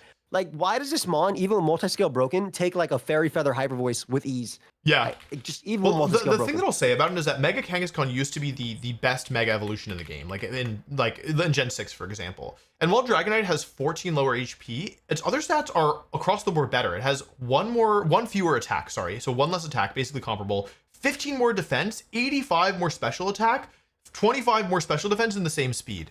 And Kangaskhan was like the best Mega. So, and multi-skill is a great defensive ability. So I felt like for my team, I have a lot of fighting weaknesses. I have a lot of fire weaknesses. And so I wanted something that resisted both. I knew I wanted a Dragon type. I knew I wanted Tailwind. Dragonite kind of gives me everything. It also gives me priority of extreme speed and is overall a really versatile Pokemon, especially because base Dragonite is a stronger physical attacker. So you can use base Dragonite as a physical attacker, or you can use it as a Mega Evolved special attacker, and they both kind of work. So I think, like I said, you were pretty weak to fighting in general, and you didn't like those attacks coming at you. So I think this is really, really nice for your squad. Again, that bulk overall, like you have a lot of Megas so far, 2 of them, but like these are 2 Mons that easily can come in both games if they really want. You can get physical special, like you said, too. I know you probably wouldn't use Hurricane unless you had rain somewhere, but which Kangaskhan can set up, by the way. Kangaskhan can set up. That's true. Yeah, that's true. So you do have some options there when it comes to this Pokemon. And also, it fits your theme of East Coast egg eaters. Egg eaters. Yeah, that's true. He got a big egg on his tail. But yeah, let's recap the round. We once again, I think like we have kind of a split here where we have like myself and Aaron, and I guess partially James taking like more expensive Pokemon, and then a lot of people going budget. Actually, I guess there's a gradient. We have Scovillain and Sharpedo pretty cheap, and then Empoleon, Crab, and Aggron all about the middling tiers. So around the same thing, yeah. Like the steals, I think this was the interesting thing about Champions. Like the steals were kind of like gone at this point, right? Like not steals as in getting Pokemon for cheaper, but steals as in literal steel types. So being able to get both Aggron and Empoleon on this round, I think was very crucial. I think you got a lot of value out of Dragonite. You mentioned the Kangaskhan thing because overall bulk, you're bulkier and you're stronger. Yeah, I think it's nasty Mon for your team. I think 3 of the Mons on the bottom row I hate fighting. So Vivian, Venusaur, and Dragonite. Yeah, dude, literally, like especially these are real jerks. No, like actually, also Mega Frostus, Mega Dragonite. You playing in like the first season of Champions. It's like the Limitless tours and stuff like that. I remember them being a nice little combo. Going forward. I also like the fact that your second Mega resists fire. Which is really cool into like mounts specifically. So I like that. I feel like Dragonite was a really good fit for my team. But it's my turn again, Joey. But it wasn't enough. It wasn't a Mega enough. It wasn't enough. I'm going for a 3rd Mega evolution, Mega Banette. So Mega Banette has won a regional actually back in 2015, and it was won by me. I think it's the only result of Banette. But okay, chat, how many points do you think for Mega Banette? Base 165 attack, Prankster, really good supporting move pool, and may I add, mega buff since the last time it was legal because it now gets Poltergeist, a super strong move that even if you don't invest, like prior to this, Banette had to use Shadow Claw or Phantom Force. If you thought 1 point, you're wrong. You're wrong. But if you thought 3 points, you're also wrong. It was 5. It was 5 points. But for a Mega Evolution with Prankster very valuable in Draft League. Yeah, like Prankster, very, very valuable. Gets Encore, gets Disable, gets Will-O-Wisp, gets weather moves, gets screens, gets Shadow Sneak, gets Poltergeist, gets Trick Room. Bro, you got Sableye on steroids, literally. Yeah. I mean, it's kind of like the real Mega Sableye in a way. And Frisk prior to Mega Evolving, by the way, can we talk about that? Yeah, I mean, base form Frisk is really, really, really valuable. I love Frisk, and I didn't have it on my team yet. Being able to immediately reveal the items of the opponent's Pokemon feels really valuable. So yeah, I feel really, really good about drafting Bennett here. I felt like if I let it go now, it wasn't coming back to me. And I think Aaron said he had his eye on it as well. Aaron didn't have enough annoying Pokemon. Thank Yeah, God he wanted second like, I mean, your team is very frustrating too to deal with. Yeah. But like, I would not like this on Aaron's team as well. I think Prankster's gonna be crazy for you. Giving you a Trick Room mode as well, I think is really nice too. And then having that curse is really, really, really gonna be fun. I think that you also are you actually still have a good chunk of points with this as well. You have all 16 at this point. Yeah, 16 so you can left. still get like a high value mon next to a low value mon if you really want to. Yeah, which is actually, that's the plan. A little spoiler there. Yeah. But moving on, let's see what Mount takes with his 6 remaining points. He has to budget now. Victory Bell. Victory Bell is as a budget chlorophyll user. This makes a lot of sense. Yeah. How many is it? 3? Victory Bell is basically Venusaur, but slower. Yeah. Like, it is. And it can be a physical attacker. It's a mixed Pokemon. But yeah, Victory Bell very, very good here. Not the Mega, obviously, but yeah. Chlorophyll plus Sun, Sleep Powder makes sense, right? Yeah, you literally just, this is Venusaur. This is literally Venusaur Charizard lead. Yeah. Like, actually. With the ability to also get a Toxic Spike if you want to, and Strength Sap if you really need to. Oh yeah, Strength Sap is very good. Yeah. He has some fun little options too, like Lunge and things like that as well. Yeah. So it can be physical. It has a higher physical attack stat. Like Power Whip will do good damage, especially into like especially bulky Pokemon like Milotic. I think one little option as well that Venusaur doesn't typically run in draft or in regular, and that Victory Bell probably doesn't run ever in regular too, is Scary Face. Yeah. Scary Speed control for Charizard, yeah. Is really cool. You essentially give Charizard a little pseudo chlorophyll versus that one guy. Yeah. So I think there's a lot of little cool options. Encore as well that can do a lot. Knockoff is really big too. Can we talk about that? Like getting rid of a Focus Sash and Scarf. Or Scarf. Exactly. For being able to do that. So I think this is gonna be a really nice little support option for him. I like the Acid Spray as well next to Charizard too. Just some fun little options here that bro, he paid what, 3 points for this, and he has 3 points left, so it makes sense. It's half as many points, but I think it was worth it. Yeah. Yeah. From 3 points, he got value for sure. Yeah. Okay. Next up, James, by the way, has a ton of points left, but he's not spending them yet. He's still saving them. His next 34 points before he picked this, guys. Just 34, and he spends 4 of them, only 4 on Samurott Hisui. I think this is super underrated, bro. I think this mon is super underrated. Yeah, this mon is very good. Sharpness actually is really good. Ceaseless Edge, great attack, setting up the spikes. Every time it lands. Sashes. Sacred Sword, breaking Focus Sashes. Aqua Jet is nice. Sucker Punch is nice. But yeah, only 4 points for Samurott. Natural resistance to my Basket Legion. Yeah, true. Actually, one of the few Pokemon that can actually do it, right? But yeah, I'm a little surprised to see him saving. He has 30 points for 2 picks left, basically blowing everybody else out of the water. He knows that nobody can snipe him for high point mons. Yeah, that's a big one. Like literally nobody can snipe him right now for high point mons. So this is actually a really smart pick by James. I also want to note that before he picked Sableye, before he picked this Samurott, this mon, he actually Samurott. Thank you. He had actually laddered up in the best one ladder on Pokemon Showdown to 1800s with a Samurott team. Wow! Like right before, while he was on a plane. So he got the Wi-Fi before LA. I think LA was the regional. Yeah, I think the one before LA regional. He laddered up with this. He's like, I'm gonna get it. It actually works really well with this team too, dude. Like I think the Sacred Sword is amazing for look how annoying Gambit can be into some of these mons. Yeah. I keep using that as a target because it's like the best Steel archetype. Yeah, literally. I'm literally used to that, but I really like this, and it's really strong into me too. So I like this a lot by James. Yeah. Great pick, and he has so many points. But speaking of great picks, man. Yeah, it's Aaron's turn. You're a little familiar with this one. Yeah, he takes Mega Steelix. This is actually before I'd even started looking at Steelix. But I mean, listen, I'll tell you, how many points for Mega Steelix? 30? 20? If you guess, crazy. 20 is crazy. This thing is 2 points cheaper than Mega Aggron, and in my opinion, it's a lot better. Now, it's true that Aaron doesn't have any sand yet. He has only 2 picks left. I don't know if he can afford any of the sand users, but yeah, no, I mean, Steelix is incredible. I really like this Pokemon. Wide guard support, body press, heavy slam, high horsepower, just a really, really, really strong Pokemon here, and just incredible stats. I mean, it's basically like an improved version of Aggron, in my opinion. No, I agree. I think that especially overall, I mean, obviously Steelix being that ground type is really, really nice. So having stab ground moves is going to be really cool for his team. I was trying to see if anything on his team actually learned the move Sandstorm as an action. Surely somebody learns it.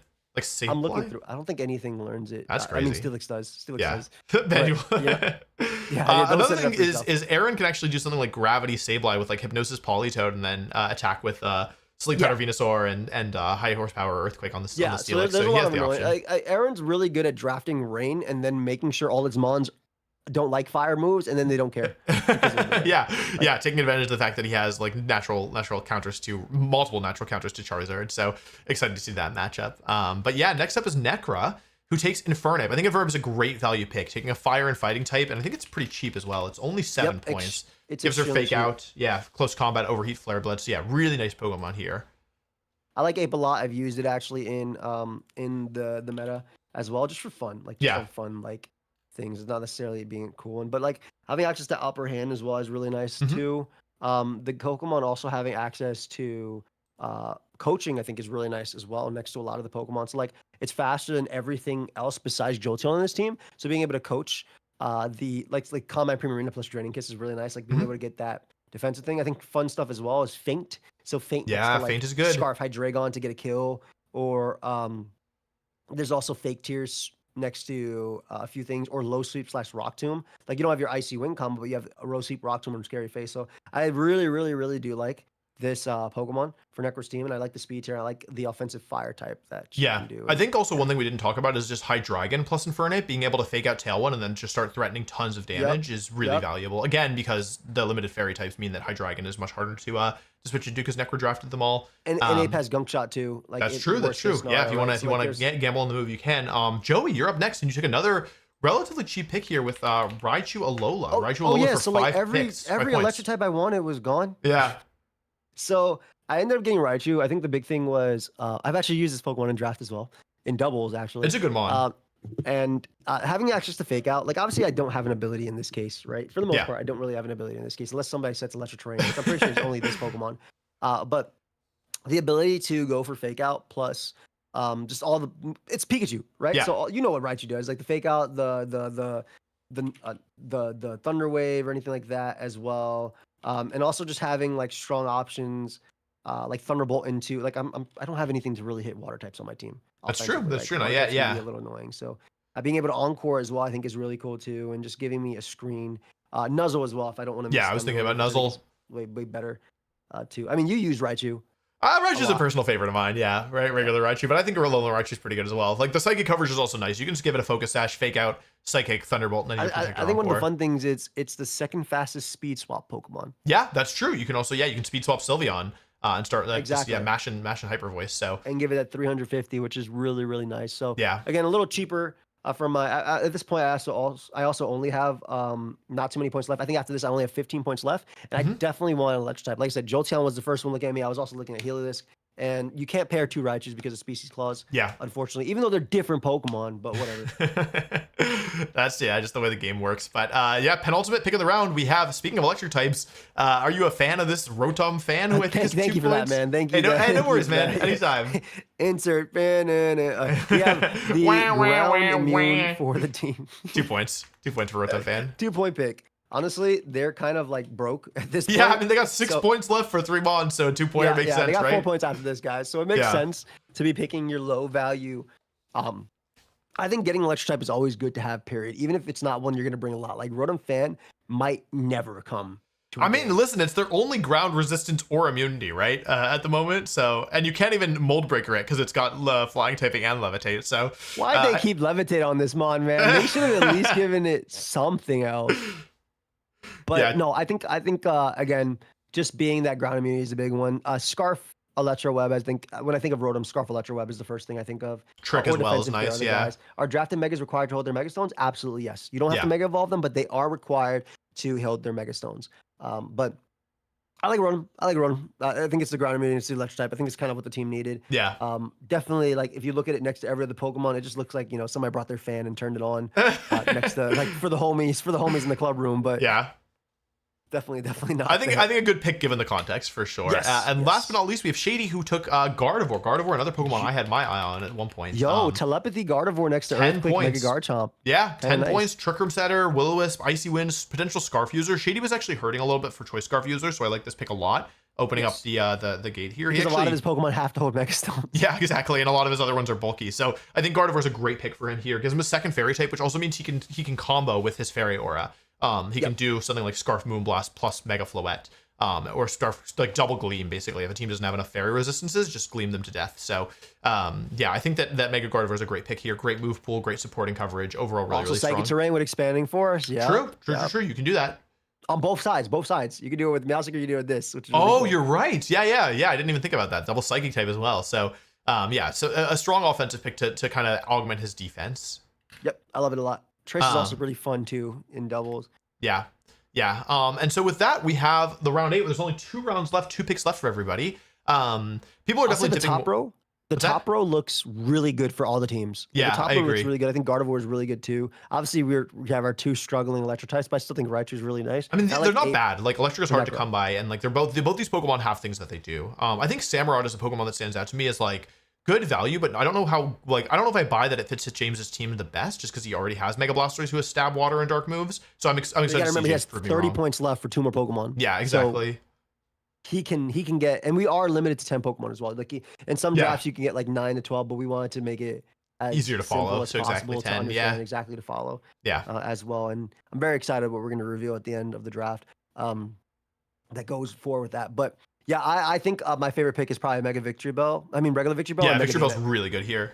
Yeah, I think just the value amount got out of that when he's like he's looking for points on the ground like pennies at this point, man. That's pretty funny. Okay, but next up we have Shady, who takes a second fire type and a really dangerous one in my opinion. It's Good Tauros Intimidate, Blaze. man. Good Intimidate. He gets Intimidate. He gets 9-pointer here. 9-pointer for Tauros. Yeah, Intimidate. He also gets Cudchew and Anger Point. So Cudchew can be valuable. You can like double eat your Citrus Berry or I wish Salic was in the game. Yeah, that'd be really nice. Or like Lychee was in the game. Yeah. But I guess the whole thought process is it's too complicated to understand until the 17th when the phone comes. Maybe I don't know. What if we only get 2 Raichus? What if we only get 2 Raichus in a week? And that's and a half, it? bro? Nah, nothing more than that. It better be more than that. For sure. But, I like Tauros a lot. I think Tauros is basically, if you look at Shady's team, a lot of these Pokemon are failed to be KO'd by 1 hit.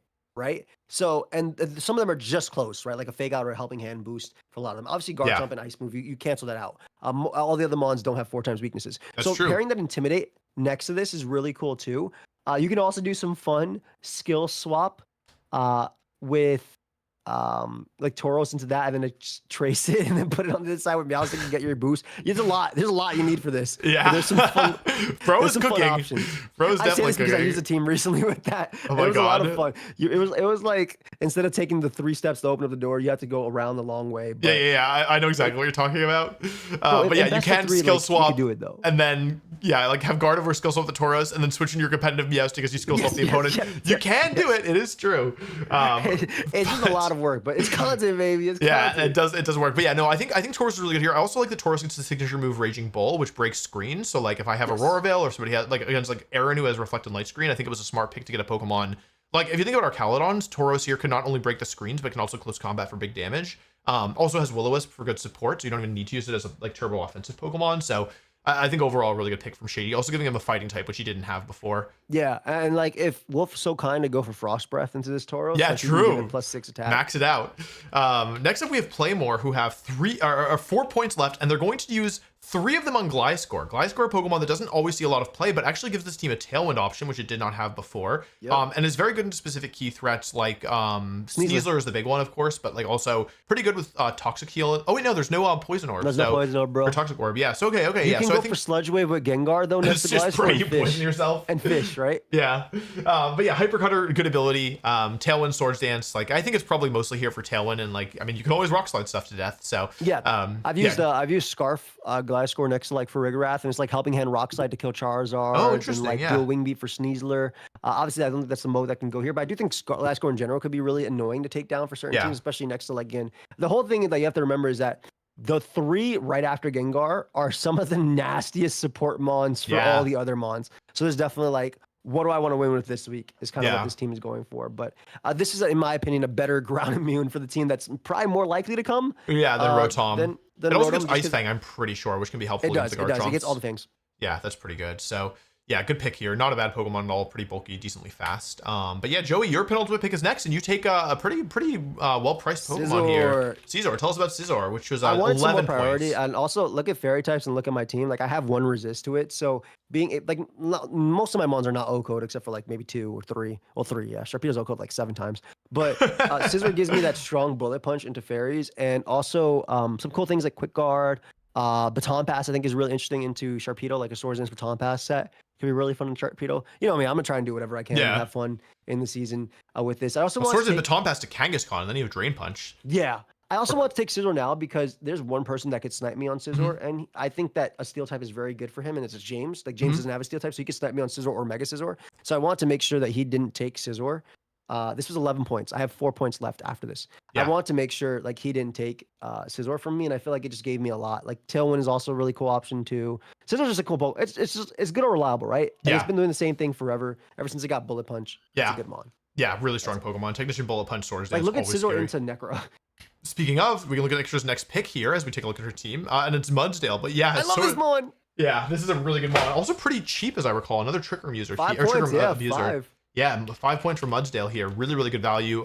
3 good abilities: an own tempo, making and inner focus, both making you immune to intimidate. Stamina, we already know how good stamina is here. Yeah, Mudsdale, I think probably underrated for how good it is. Gives her another physical attacker as well. I've drafted it like 3 times. Yeah, it's a really good Pokemon. Really hard to remove. Pure ground typing is really good. Like, yeah, just I think an excellent pick, a really good high value pick from Necra here.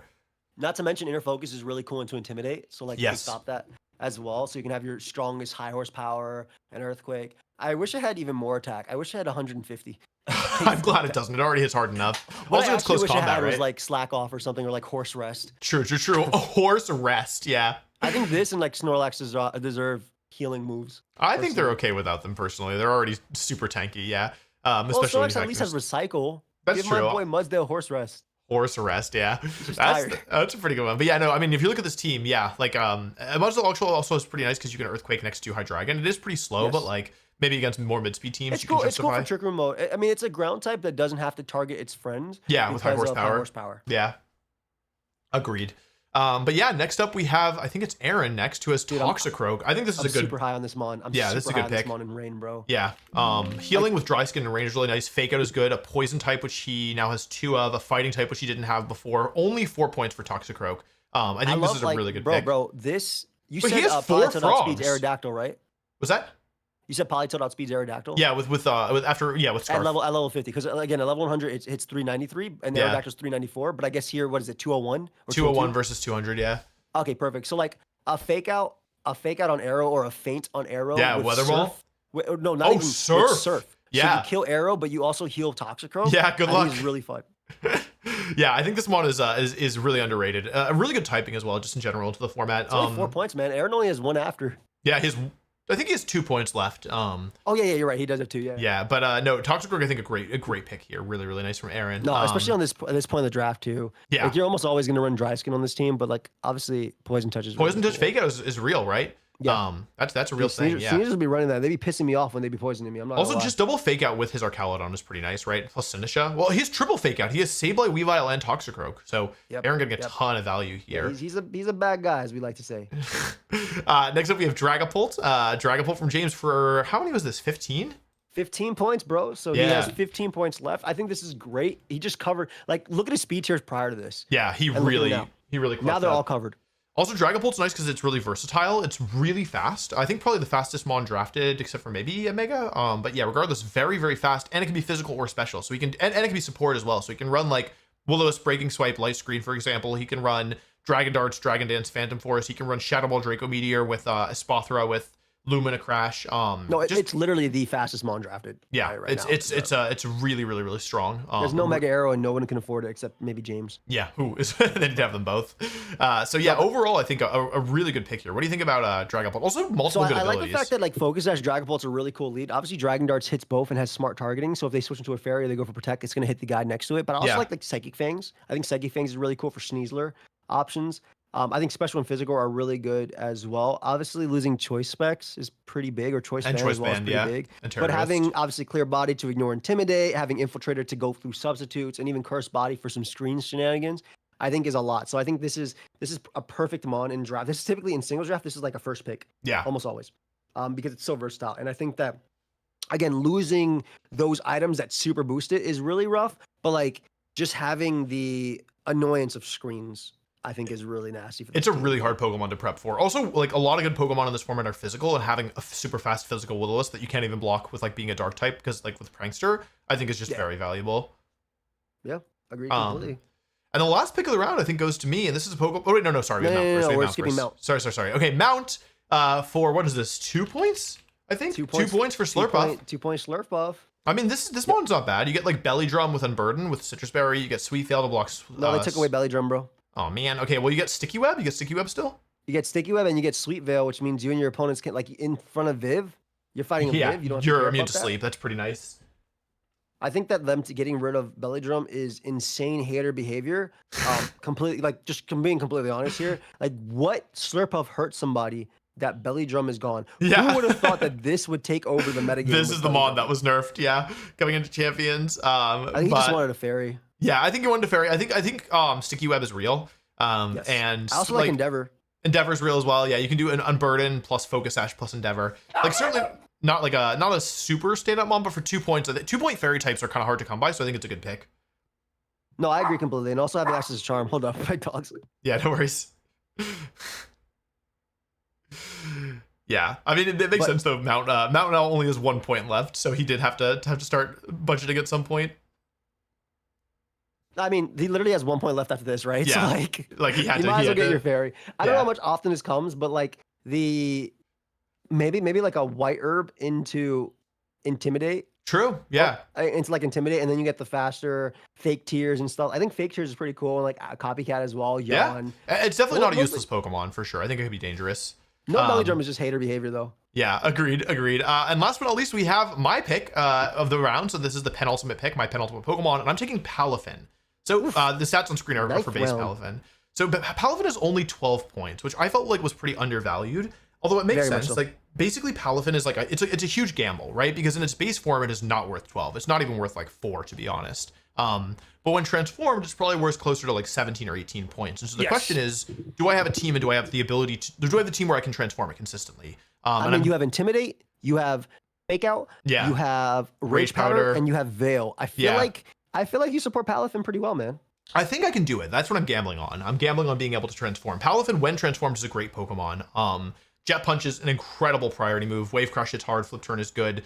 Haze, Encore, some useful supporting moves. Ice Punch, close combat and for Mystic coverage. Water's still in the game. Mystic Water is still in the game, which is, in theory, it's one of its best items, if not its single best item. So, also gets Bulk Up. I've used Bulk Up before, or tested it before at least, to try and get it going. But yeah, no, it's a Pokemon that I really want to believe in, and it is a little bit scary to draft because like nobody else wanted it, and yeah, like apparently it like always is historically pretty terrible in draft, but I feel like it's worth it to bet on it for me. I feel good about it. No, I think you have a lot of support for the team, and I think that the big one is Aurora Veil in the late game, like Encore and Rage Powder. Like being able to bulk up with this is probably not even going to be that hard. Yeah. When it comes to your team, I do think a lot of draft. I think in this low power mode where there's less items, there's less things that can actually deal with it. I think you're in a good spot. Yeah. In my opinion, less Pokemon as well, and also it learns Throat Chop for Bastion Legion.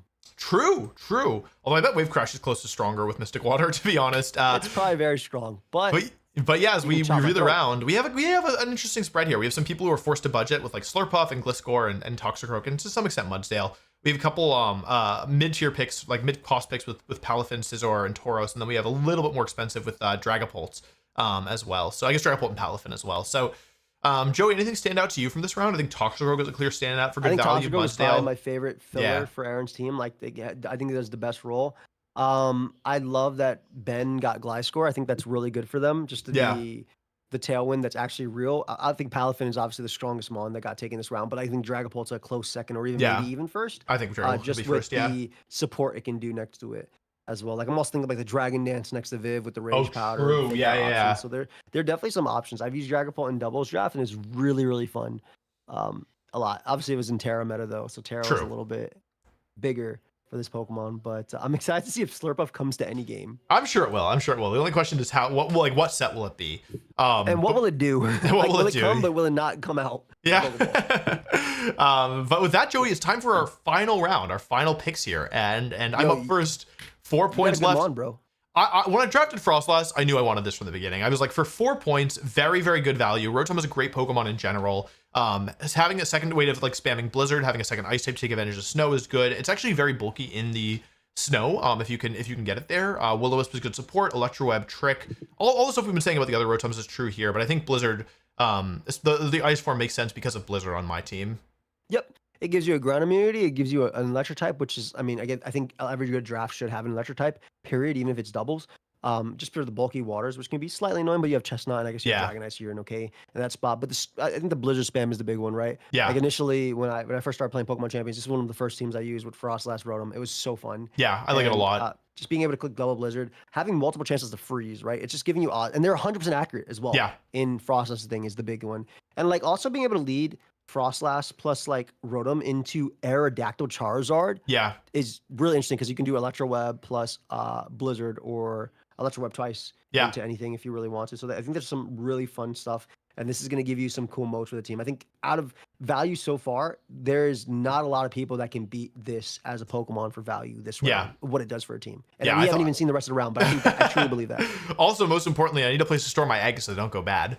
That's the real synergy here. Thanks, man. Man. I'm sure that's going to go in your team breakdown final video. I drafted a crazy team with 3 megas, and that's and the fridge. I guess it's a freezer. But yeah, okay, Mount for 1 point, he gets Chimecho. I mean, he had 1 point left. Chimecho, Levitator, Trick Room Center. He actually didn't... Trick Room. Hero Pulse is really cool, too. Yeah, Hero Pulse is cool. That's it. Cute. 1 point. Yeah, 1 point. I mean, I don't really have anything else to say about Chimecho. It's not a bad Pokemon for 1 point, I think. For 1 point, having Levitate and getting up Trick Room is cool. Yeah, agreed. Moving on. Yep. James's last pick. Here we go. He saved his perhaps the best for last. Mega Lucario, a very, very, very, very, very powerful Mega evolution here. I think probably underrated here. Only 15 points. Dude, his last 4 picks and like his Blastoise looks so crazy as just Mons in general. Like just as Mons. Like they just look so tough. Yeah. They're so tough next to each other. And then he has like the jelly in the middle. Yeah. But, like they're so tough next to each other. I think Mega Lucario is extremely underrated. I think that the fact that it can run mixed and like mixed or just physical or special is really nice.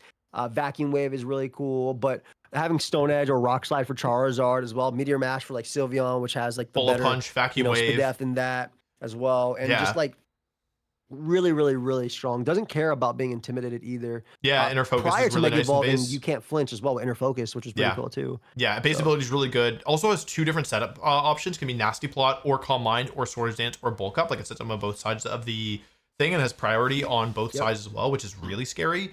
Really good base ability. One thing I want to know, dude, it's so fast. Like you don't have to run speed on this guy. Yeah, right? You can 112 base is crazy business. 88, 70 is not that frail. Like, this Pokemon's so strong, by the way, that it KOs can Gambit through Chople Berry. Like you can't even really, if you have a super effective thing, you can't really survive it. So I think this makes a lot of sense for James. And he looks so tough, bro. Yeah, he's cool. Yeah, he's really cool. That boy's a mascot for a reason. I can't wait till we get Z. Yeah, I'm excited. I hope that the Z ones are good. Maybe not too good, but good. Oh, they're all gonna be broken, bro. They're gonna I guess they're all like base 151 beast speed boosters or something. Oh my god. They're all gonna be they're gonna be the new Calorexes. Oh no. Okay, then I hope we never get them. Okay. That's my new wish. Next up is Aaron's last best pick of the round by Aaron. Finally unleashing his true power this round. Look at him waving me. Hey guys, it's like on a parade. This is Simipour is literally at the end of the parade, just waving, knowing I'm not coming to any game, guys, but I'm on the team. So Simipour, I will say, it's 101 base speed, which is fast, and it gets Fake Out, and that's kind of it. Yeah. Oh, it also can Flip Turn, bro. And Icy Wind. Come on. Icy Wind is good. It probably gets Encore. It's a monkey. It probably gets Encore. No. It doesn't? Going a little. No, it wave his hands at you. It does not Encore. Oh, man. Probably gets Helping Hand. I mean, Simipour. It's 1 point. Nasty Plot. Yeah, it gets Nasty Plot. I mean, listen, it's not water, Icy Wind, low sweep. No, honestly, no Encore for real. No Encore, bro. That's messed up. I'm moving on. I don't want to look at this thing anymore. It does have Recycle Belch. Moving on. Speaking of Belch, Rosemary Necro takes Arbok for 2 points, I believe. Charbok indeed. Arbok is 2 point intimidator that beats fairies. I think it's pretty good. If I hadn't gotten Ariados, I think I would have grabbed this thing. A nerve also is real. Like again, like if we talked about Shady having a nerve Corviknight plus Floette, but you can do the same thing with Arbok.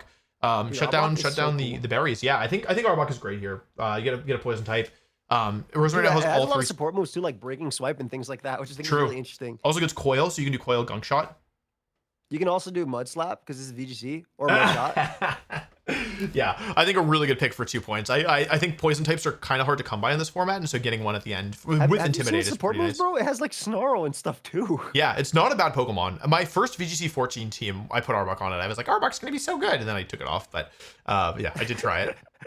I had him on the team builder on Pokemon Online. I had him in game. I think it's the first Pokemon I like did like the friend safari hunting for to get like a good Ivy one. Took me like hours and hours and hours. I don't remember, but I think it was pretty garbage. I was pretty bad back then. You were the GOAT. I don't know about that. This is when you were growing. I was in a training arc and I had to go through Arbok. But yeah, no, 2-point Intimidator, Poison type, very good.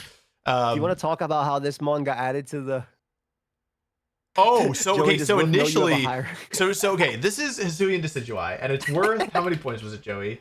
4 points for this Pokemon. But can we talk about how it wasn't on the dock? And it wasn't on our initial spreadsheet at all. And like halfway through the draft, Joey was like, "Hey, we're missing Hisuian Decidueye," and we were like, "Oh man!" And so we added it at 4 points, and then Joey drafted it. He was looking, yeah. So Joey really wanted this mon. He made it. He added it. It was like it's like when you show up late to school and your teacher like sneaks you in. That was you with Decidueye. That was me. That was literally me. Basically the thought process was we have it the same as regular Decidueye, which is why it's 4 points. Yeah. Or at least one under. I don't remember. It was something like that.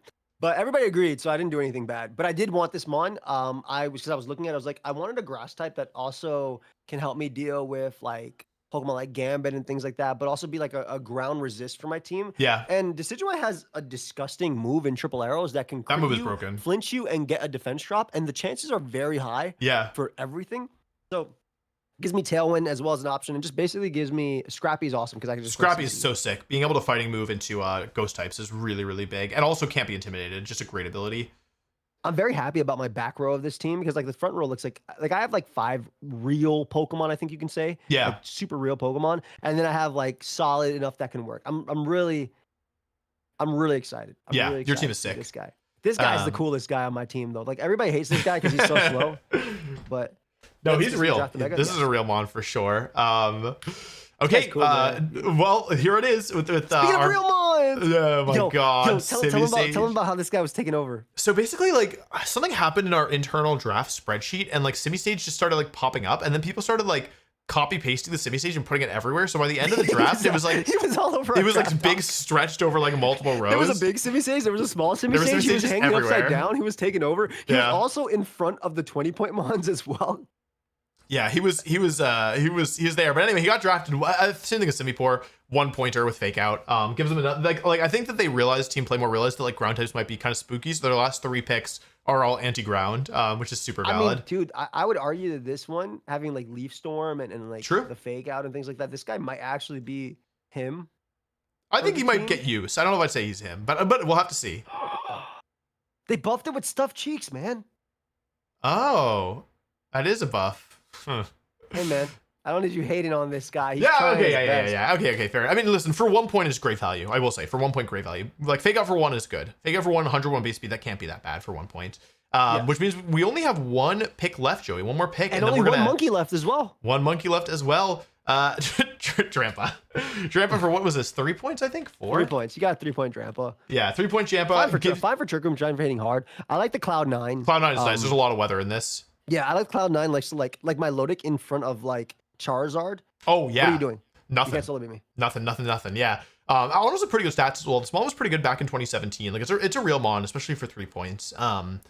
So yeah. Don't go anywhere. I would love to see Simisear here, but I mean, he does have 2 other fire types. Yeah. But Wolf did say, because there is 1 week we could trade, he did say he'd get Simisear if he gets I did not say that. 20,000 likes on the video. Yeah, no, I did not say that. But with that, we have our final round recap before we have our big announcement, which is coming up soon. But Joey, no thoughts on this round? I really like Lucario Mega. I really like Decidueye. I really like Arbok. Bro, one of these is like a teacher, and the others are like the 4-year-old students. Like, look at Mega Lucario and look at bro walked into the wrong classroom. Bro needs to be in 6th grade. Bro's in kindergarten. There's no way. Bro's trying to study economics, and he walked into home ec. Like, Chimeco, oh my god, yeah, he's a super senior.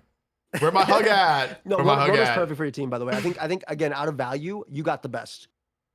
James obviously has a really good Pokemon period, but like nobody's gonna say any different about Mega Lucario. You got the best value out of this round, in my opinion. Thank you. Yeah, I think that and Arbok, I think, stand out to me. Also, 4-point decision I think is good too. Oh, that guy's goated. You guys will see. That guy's coming every game. Yeah, he's good. So so our matchups for week 1, we will be delaying this by a week because Joey needs to get his channel back. Channel right now, guys. All good. But we'll post draft analysis. This is and it's actually good that we're delaying this for something that I'll be announcing in almost 0 seconds. But yeah, these are our first matchups. I'm playing Shady week 1. Rosemary versus Playmore, Mountay versus Cybertron, and then Pokey-Aim versus James. That's probably the matchup to watch. Week. Now I know when I'm uploading next week if I get my channel back. I did not know if I was Saturday or Sunday. Yeah. So this is really nice. Yeah. So we'll do you versus James, which I think is going to be match of the week personally. So I'm excited to see that one. So yeah. And here is the announcement, folks. Here we go. So everyone has all these questions about how many points are the Pokemon worth, et cetera, et cetera. How do I follow the draft? We worked with a very, very, very talented website designer to make wolfeydraftleague.com. And it is super, super, super Go sick. now. So sign up, get your name. So this has, of course, the draft board. So you can see how many points every Pokemon is worth. You can see all the teams in depth. You can see the matchups. Actually, why don't I demo this here? Give me 1 second to just get this set up, folks. 1 second, because I there's something I really want to show you here. 1 second. It not work? WolfeyDraftLeague.com no work? Did I spell WolfeyDraftLeague wrong? WolfeyDraftLeague.com. Let's see here. Okay, let's see. Is it wrong for everybody or just me? I think the site crashed. Okay, well that's not good. Well, there's probably thousands of us that go on. Oh no. Okay, that might be bad. So let's see if this will work for me. Okay. Okay, so the site crashed, so we'll have to fix that. But it looks really nice. And what I want to tell you is that there is this tab up here called predictions. Okay. And here's the thing: if you link your Discord, you can see that I'm logged in right now. But if you link your Discord, every week you'll be able to make predictions on the. Let me just message the web designer really quick. I have to send to get the channel back. I'm going into at 4 o'clock. I have a meeting. Cool. Anyway, it's not working right now. We will get it back up expeditiously. I had a feeling it would crash with everybody going there at once. But predictions. So every single week, you're going to be able to predict the outcome of the matches. You'll be able to predict the score, and there might be something else, but that's it for now. As long as you link your Discord. Yes. And that's nice because there will be a leaderboard. Okay. And here's the fun part, chat. Here's the fun part. At the end of the season, whoever has done the best, whoever has had the best predictions, whoever has done the most accurate predictions each week, I will tell how many eggs I ate on that fateful evening many years ago. Okay. The prize for winning is knowledge. Dang. It's the site is honestly so sick. I'm so bummed we can't show it to you live, but we will get it back up ASAP. The developer season is trying to fix it as we speak. The graphics are nice too. You're able to see the teams actually look into each other. Yes. And yeah, it's gonna be a good time. Yeah. It's gonna be a good time. It was actually 64 eggs, but thank you for asking. If you win, I'll tell you. So yeah, that's the prize. And I think with that, let's see here. Is there anything else here? Good. You guys can check out everybody's channel. I can't link anybody right now, but you can check out everybody's channel. I don't have one. It'll be on the website eventually. But the website is down right now. Channels will be linked as well, and there'll be a playlist on the website as well that shows the games every week. Yes. If you click on matchups or predictions, you'll be able to see a lot of stuff. So it's a really good website. I think I'm really excited for us to be doing this, and I think it's going to make draft really fun every week too. Yeah. I basically, like, for context, I was thinking about, like, how do we make this feel even more like a sports league, right? How do we get people to, like, really want to, like I wanted people to be a fan of, like, the league, not just a fan of, like, the Ag Eaters, right? Like, how do I get people to really, like, tune in and care and try to emulate some of that sports feeling. So yeah, no, you don't join the Discord. We're using the Discord, we're linking it with Discord just so that we don't have to store people's login information. There's no costs. We're not charging money for any of this. Like, you can use the draft board yourself to see all the tiers. But yeah, basically, like, just wanted to do something that, like, would be a resource for people to, like, follow along and see how things are going. So site is back for one of our viewers. Let's see here if I can do the. No, it's still not back for me. We'll get it back up soon. I mean, it's gonna work when you guys all get out of here. Yeah. And disconnect and stuff. You'll be able to look through it, but it's gonna have weekly matches, predictions, the draft board, the current teams, stats and MVPs, and it's gonna talk about the league as well. Yeah. So yeah, Discord integration is purely for login. Yeah, just so we don't have to, because I didn't want to, like, store it ourselves, and then if we get hacked, then, like, that's a problem for you all. So there's no chat because we don't want to moderate y'all. Yeah, just exactly. No chat, no Discord server that you can join right now. No discourse. No Discord. So Anyway, thank you so much, Joey, for being here. Best of luck getting your channel back. Thank you for helping us put this together. You were the GOAT. Congratulations again on Indie. Well. Anything you want to tell to the people before we wrap up here? I mean, big shout out to like CB Marcus and obviously Wolf. Super big shout out to CB Marcus for making this possible, building the website, as well. Autumn for the doc as well, and like just all the people. It was great. I'm excited for this season. Thank you for pushing it for a week, so hopefully I can get my game up as well at the 100%. same time as you guys. So it should be a good time, and I'm happy. I'm gonna be streaming a lot as well. So if not right now, I gotta go eat. Yeah, same. I'm so hungry. hungry. Meet with YouTube in 2 hours, so hopefully I hear some good news. Twitch.tv/PokeMMD. Yeah, twitch.tv/PokeGame. Twitch.tv/PokeGame. Yeah, just PokeGame. So if you want more content from Joey later, I'll probably be streaming for the next few days because it's all I can do. Yeah. But yeah, the link isn't working right now, but it will work later. We'll get it up expeditiously. We promise. Yes. Wolfie's gonna put another $10 into it, and we're gonna have 10,000 people. Yeah, I figured this would happen. It is a cool site, I promise. Anyway, thank you for watching, everybody, and I think that's it from me. See you all soon. I'll post the draft analysis now, and then I'll post the week 1 next week. So yeah. All right, bro. Catch you later, man. Okay, see you. Bye, Joey. See you, bro. All right, folks, that's going to be it from me. Thank you for watching. I'm just trying to see if I'll give it another second or two to see if we can get this working, because I think it seems like it's working for some people like sporadically, which is cool. Okay, thoughts on the draft teams? Anybody have favorites? Who do you think did the best? Who are you most excited for?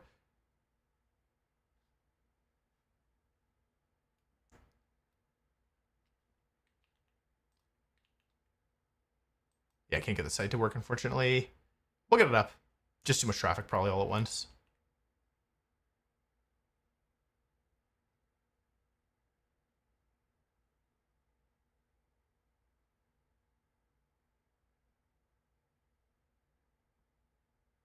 Oh my.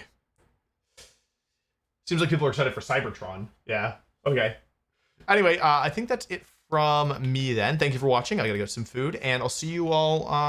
If you go to Bonus Wolf, I'll post the draft analysis right now, so you can go check that out there. So thanks for watching.